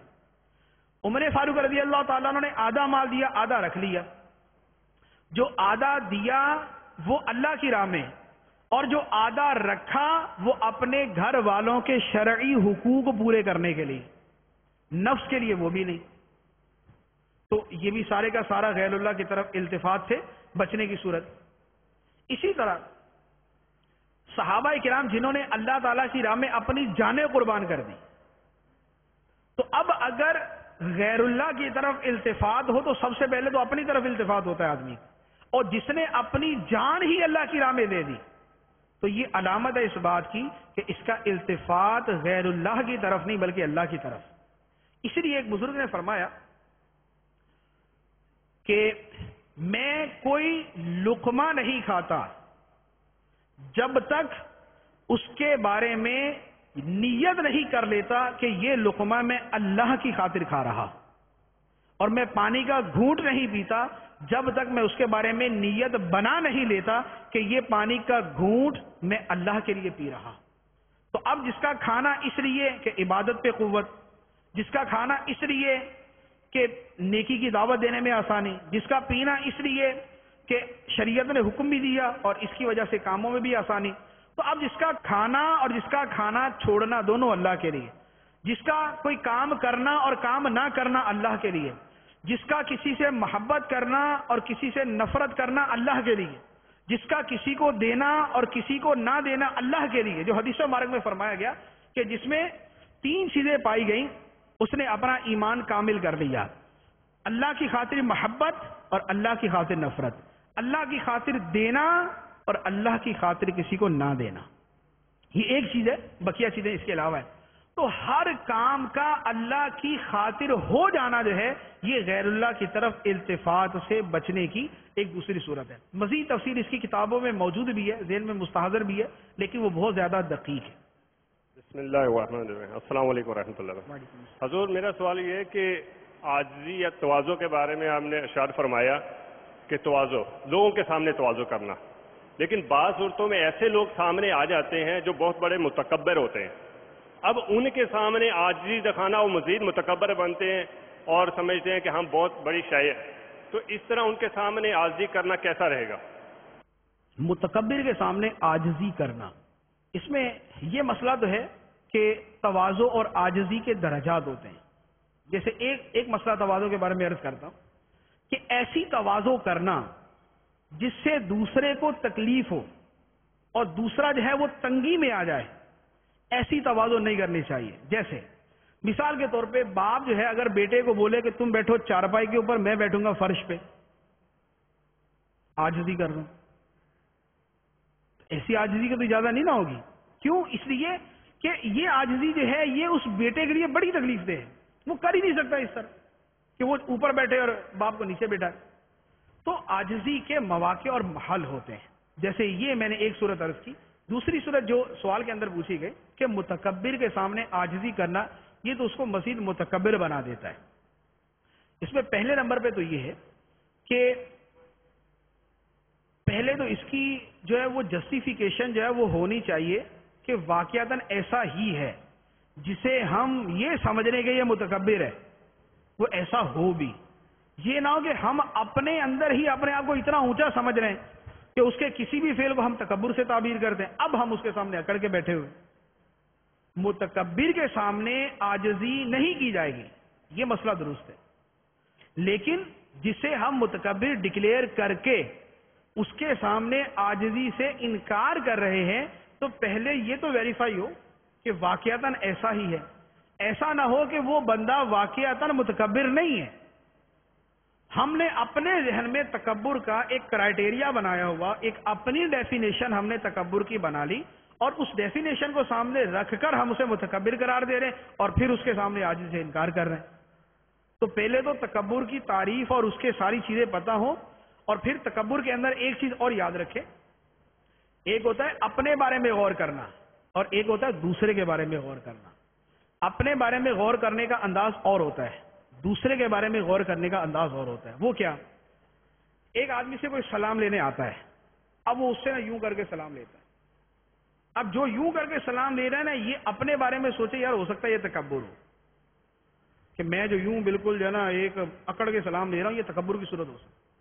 لیکن اگر ہمارے سامنے کوئی دوسرا آدمی یوں کر کے سلام لے، کسی سے یوں کر کے، اب ہم اس کے بارے میں نہیں سوچیں گے یہ تکبر کر رہا ہے. وجہ یہ ہے کہ یوں کر کے سلام لینا یہ کوئی تکبر کی قطعی صورت نہیں ہے کہ یہ تکبر ہی ہے. اس کے پیچھے دل کی کیفیت کیا ہے وہ اس کو تکبر بنائے گی. تو اب ہم اپنے دل کی کیفیت تو جان سکتے ہیں کہ ہمارے دل میں کیا ہے، لیکن دوسرے نے یوں کر کے سلام لیا تو اس کے دل کی کیفیت کیا وہ ہمیں تھوڑی پتہ ہے. تو ہم دوسرے کے بارے میں فیصلہ نہیں کر سکتے کہ یہ تکبر کر رہا ہے. اسی طرح ایک آدمی کپڑے پہنتا ہے، علماء کرام نے فرمایا کہ لباس تکبر حرام، لباس تکبر حرام. اب لباس تکبر کی ایک پہچان بیان کی ہے کہ لباس تکبر یہ ہے کہ جسے پہن کر آدمی کے دل کی کیفیت بدل جائے. تو پہلے تو اچھا بلا تھا، اب جناب اس کے ساتھ اس کی گردن کو بھی کلف لگ گیا، تو یہ بالکل ہی جناب اکڑ کے ہو گیا. ٹھیک ہے نا، ہاتھ دل کی کیفیت بدل جائے، یہ ہے تکبر. اب ایک آدمی نے خود بڑے اچھے کپڑے پہنے ہوئے، اعلیٰ قسم کا لباس اور بڑا اس کو استری کر کے اور وہ بنا ہوا. اب وہ اپنے بارے میں تو سوچ سکتا ہے کہ یار میں نے جو پہنا ہوا لباس ہے تو یہ کوئی تکبر تو نہیں، میرے دل کی کیفیت تو نہیں بدل رہی. لیکن یہ نہیں ہے کہ میرے پاس کوئی دوسرا آدمی ہے اور اس نے بڑا اچھا لباس پہنا ہوا، میں سوچنے بیٹھ جاؤں یار تو تکبر تو نہیں ہے اس کا، یہ لباس تکبر تو نہیں پہنا ہوا. تو میں اس کے بارے میں نہیں سوچوں گا، میں اپنے بارے میں سوچوں گا. کیوں؟ اس لیے کہ تکبر دل کی کیفیت ہے اور کسی کی دل کی کیفیت پر مطلع ہونا یہ ہمارے بس میں نہیں. تو چند ایک صورتیں ایسی ہو سکتی ہیں کہ جس کو ہم تکبر کہیں کہ ایک آدمی جو ہے وہ اس کے پاس بھی آگے بیٹھا ہوا، چل ہٹ یہاں سے، 2 ٹکے کے آدمی آگے پاس بیٹھ جاتے، یہ ہے تکبر. ٹھیک ہے نا. اس کو اب ہمیں واضح طور پہ سمجھ آ رہا ہے کہ یہ تکبر ہے. اس نے واضح طور پہ اس کو یہ بولا ہے کہ 2 ٹکے کا آدمی ہے, تیری اوقات نہیں ہے میرے پاس بیٹھنے کی. یہ تکبر کی ایسی یقینی صورت ہے کہ اب ہم اس کو کہہ سکتے ہیں یار یہ تکبر ہے. اب یہ متکبر ڈکلیئر کر دیا. اب اس کے بعد اب ہمارا وہ مرحلہ شروع ہوتا ہے جو سوال کے اندر پوچھا گیا کہ اب اس کے سامنے عاجزی کریں یا نہیں کریں, کہ اگر اس کے سامنے بھی ہم یوں کر کے ملیں گے تو یہ اور چوڑا ہو کے بیٹھ جائے گا. اور یہ جو اس نے 2 بندوں کو دھتکارا تھا اور اس کو ایک اور بندہ آ کے یوں کر کے مل رہا ہے تو یہ تو اور فرعون بن جائے گا کہ بھئی جب میرے سامنے لوگ آ کے یوں ملتے ہیں تو پھر تو اس کا مطلب ہے میری شان بلند ہے. اب یہ اور متکبر ہو کے بولے, یہ ہے متکبر. اب اس کے سامنے عاجزی نہیں کی جائے گی, اس کے سامنے یہی ہے السلام علیکم اور کیسے ہیں آپ جناب, ٹھیک ہیں آپ, اس کو پھر طریقے سے بات کی جائے گی. تو یہ جو مرحلے ہیں اس کا خیال کرنا ضروری ہے کہ ہم جس شے کو تکبر سمجھ رہے ہیں وہ ایسا ہے بھی یا نہیں. اب جیسے ایک عام سی چیز آپ کو میں عرض کروں جس کو ہم اکثر و بیشتر کہتے ہیں یار بڑا متکبر آدمی ہے. اب وہ کیا ہے, کوئی آدمی ملنا پسند نہیں کرتا, کوئی آدمی دوسروں سے ملنا پسند نہیں کرتا, حتی الامکان جو ہے نا وہ تنہا ہی رہتا ہے. اس سے کوئی ملتا بھی ہے نا تو السلام علیکم, وعلیکم السلام, خیریت سے, ہاں اللہ کا شکر, تو کام ہے نہیں, ٹھیک, اجازت, ٹھیک. بڑا متکبر آدمی ہے, سلام نہیں کیا, حال پوچھا, فارغ کر دیا, اتنی نواب کی اولاد ہے. یہ تکبر کی وہ صورت ہے جس کا فتویٰ ہر ایک پہ جڑا جاتا ہے, بڑا متکبر آدمی. یعنی یہ وہ ہے کہ جس کو تو ہر تیسرے بندے کے ساتھ ہم کہتے ہیں نا یار بڑا متکبر آدمی, یعنی جو ہمیں لفٹ نہ کرائے وہ متکبر, جو ہمیں لفٹ نہ کرائے وہ متکبر. اب وہ بندہ کتنا مصروف ہے, اس کا وقت کتنا قیمتی ہے, اس کو کیا کام کرنا ہے, اس کے ساتھ کیا مسائل ہیں, اس کی مصروفیات کتنی ہے, اس کا ہمیں کوئی پتہ نہیں. اب یہ وہ چیز ہوتی ہے کہ جو ہم ذمہ داروں کے بارے میں بولتے ہیں کہ اب ہمیں یہ ہوتا ہے کہ ذمہ دار کو فون کیا وہ ہمارا فون اٹینڈ کرے ہی کرے, ہم اس کے گھر گئے دروازہ کھٹکھٹایا وہ ہمیں بلائے, ہم نے اس کو رات چلتے روکا وہ رکے ہی رکے, ہم نے اس سے بات کی وہ جواب دے ہی دے. اب اگر فون کیا ریسیو نہیں کیا, 3 مرتبہ کیا نہیں ریسیو کیا, بڑا متکبر آدمی فون ہی نہیں سنتا. یہ بدگمانی, یہ حرام بدگمانی. کسی کے جب وہ کسی سے وقت مانگا, اس نے کہا معذرت یار میرے پاس نا ٹائم نہیں ہے اور میرے پاس وقت نہیں ہوتا, بڑا متکبر آدمی, یار ملتا ہی نہیں. یہ حرام بدگمانی, اس میں تو اتنے لوگ مبتلا ہیں, اتنے لوگ مبتلا ہیں. ہر بڑے آدمی کو پتا ہے کہ اس کے ساتھ یہی ہوتا ہے کہ وہ بڑا آدمی بڑا تبھی ہوتا ہے جب وہ اس کی کوئی مصروفیت ہوتی, جب اس نے کچھ کیا ہوتا ہے یا کر رہا ہوتا ہے تبھی وہ بڑا بنتا ہے. تو اب اس کی مصروفیت, اس کے کام, اس کے مسائل, اس کی ضروریات, اس کا وقت, اس کے کام, سارا کچھ ہے. اب ایک فارغ آدمی آگے بولے کہ نہیں جناب میں جو میرے 100 آدمی بھی ملنے آئے ہیں تو 100 کے, یعنی وہ بڑا آدمی کیا ہونا چاہیے, یا جس کو ہم نیک آدمی کہتے ہیں وہ ہونا چاہیے, وہ جس کو کہتے ہیں نا مٹی کا مادو, یعنی مٹی کا پتلا ہونا چاہیے. اس کو کوئی تھپڑ مار دے وہ تب بھی ویسے کا ویسے رہے, اس کا کوئی ہاتھ کھینچ دے تب بھی ویسے کا ویسے رہے, اس کے کپڑے کھینچ دے وہ تب بھی ویسے کا ویسے رہے. تو نیک آدمی اس کو نہیں کہتے. نیک آدمی بھی انسان ہی ہوتا ہے, اس کی بھی ضروریات, اس کی بھی فیملی, اس کے بھی بیوی بچے, اس کے بھی کام, اس کے بھی کاج, اس کی بھی دنیا, اس کی بھی کمائی, اس کا بھی کاروبار, اس کے بھی سارا کچھ ہوتے ہیں. تو اب ان چیزوں پر ہر ایک کو متکبر ڈکلیئر کر کے یہی کہتے رہنا یار یہ متکبر ہے, ملنا پسند نہیں کرتا, یہ سراسر اس بندے پر بھی ظلم ہے کہ جس کو متکبر قرار دے دیا, اور اپنے اوپر بھی ظلم ہے کہ بدگمانی کر کے حرام کے مرتکب ہوئے. تو متکبر کے سامنے عاجزی نہیں کی جائے گی, یہ ٹھیک ہے. لیکن جو میں نے تفصیلات عرض کی ہے نا, ان کو پیش نظر رکھتے ہوئے کہ ایک آدمی سے آپ نے وقت مانگا, اس نے نہیں دیا, ٹھیک ہے, کیوں, بڑا متکبر آدمی. اب وہ آپ سے وقت مانگ رہا تو آپ اکڑے کھڑے, بھائی ہم نے مانگا تو ہمیں کون سا دیا تھا, جاؤ بھی ہمارے پاس بھی ٹائم نہیں ہے. تو میرے بھائی تم فارغ ہو, وہ مصروف ہے. تم نے وقت مانگا تھا وہ مصروف تھا, یا اس وقت مصروف تھا, وہ مانگ رہا, تم تو فارغ ہو, تم تو ٹائم دے دو اس کو. تو اس نے تکبر نہیں کیا, تم نے تکبر کیا. کہ تم تو یہ کہہ کر کہہ رہے ہو نا کہ التکبر مع المتکبر عبادت, کہ متکبر کے ساتھ تکبر کرنا عبادت ہوتا ہے. تو آپ تو اپنے تکبر کو عبادت سمجھ کے کر رہے ہیں, اور اس غریب آدمی کے جائز کام کو تکبر کہہ رہے ہیں. تو یہ تفصیلات بڑی باریک ہوتی ہیں, باطنی معاملات بہت دقیق ہوتے ہیں, دوسرے کے معاملے میں پڑھنا خطرناک ہوتا ہے. مدینہ حضور, ابھی ہم نے بیان میں سنا کہ اگر کسی دوسرے کی غیبت کی اور اس کو معلوم ہو گیا تو ہمیں اس سے معافی مانگنا پڑے گی, اور اگر اس کو معلوم نہیں ہو سکا تو ہمیں اس کے لیے استغفار کرنا پڑے گا. تو یہ استغفار کرنا کیا ہوگا؟ اس کے لیے استغفار کرنا پڑے گا. استغفار کا معنی ہے مغفرت طلب کرنا. تو مغفرت طلب کرنے کا مطلب یہ ہوا کہ جس کی غیبت کی اور اسے معلوم نہیں ہوا تو ہم اس کے لیے کہیں گے کہ اے اللہ اس کی مغفرت فرما, اے اللہ اس کی مغفرت فرما, اے اللہ اس کی مغفرت, اے اللہ اس کے گناہ معاف فرما. تو اس کے لیے ہم گناہوں کی معافی کی دعا مانگیں گے. یہ استغفار ہے. السلام علیکم ورحمۃ اللہ وبرکاتہ. وعلیکم السلام. حضور آپ نے ابھی فرمایا کہ حسن ظن رکھنا کسی کے بارے میں, اگر کوئی ہے ہی بد عقیدہ تو اس کے بارے میں حسن ظن رکھنا کیسا؟ حسن ظن جو ہے یہ پورا چیپٹر ہے, اور اس کے مقابلے میں بدگمانی یہ بھی ایک پورا چیپٹر ہے. اس کے لیے آسان طریقہ تو میں عرض کروں کہ مکتبۃ المدینہ کی المدینہ العلمیہ کی لکھی ہوئی کتاب ہے بدگمانی کے بارے میں. بدگمانی تو اس کتاب کا مطالعہ فرما لے, اس میں اس کے سارے درجات لکھے ہوئے ہیں کہ کون سی جوازی صورت ہے, کون سی عدم جواز کی صورت, کس کے بارے میں حسن ظن رکھ سکتے ہیں, کس کے بارے میں حسن ظن نہیں رکھ سکتے. اس میں یہ جو سوال ہے کہ بد مذہب اور گمراہ کے بارے میں حسن ظن رکھنا, تو مسئلہ یہ ہے کہ حسن ظن رکھنے کا جو پہلو اور شعبہ ہے وہ اور ہے. وہ یہ ہے کہ کسی آدمی کا کوئی فعل ہے اور اس کے بارے میں ہم یہ سمجھیں کہ یہ اچھا کر رہا ہے یا برا کر رہا ہے. ایک آدمی کو ہم نے کوئی کام کرتے دیکھا, یا جیسے کسی کے گھر کے پاس سے گزرے تو اندر سے جو ہے وہ گانے کی آواز آ رہی.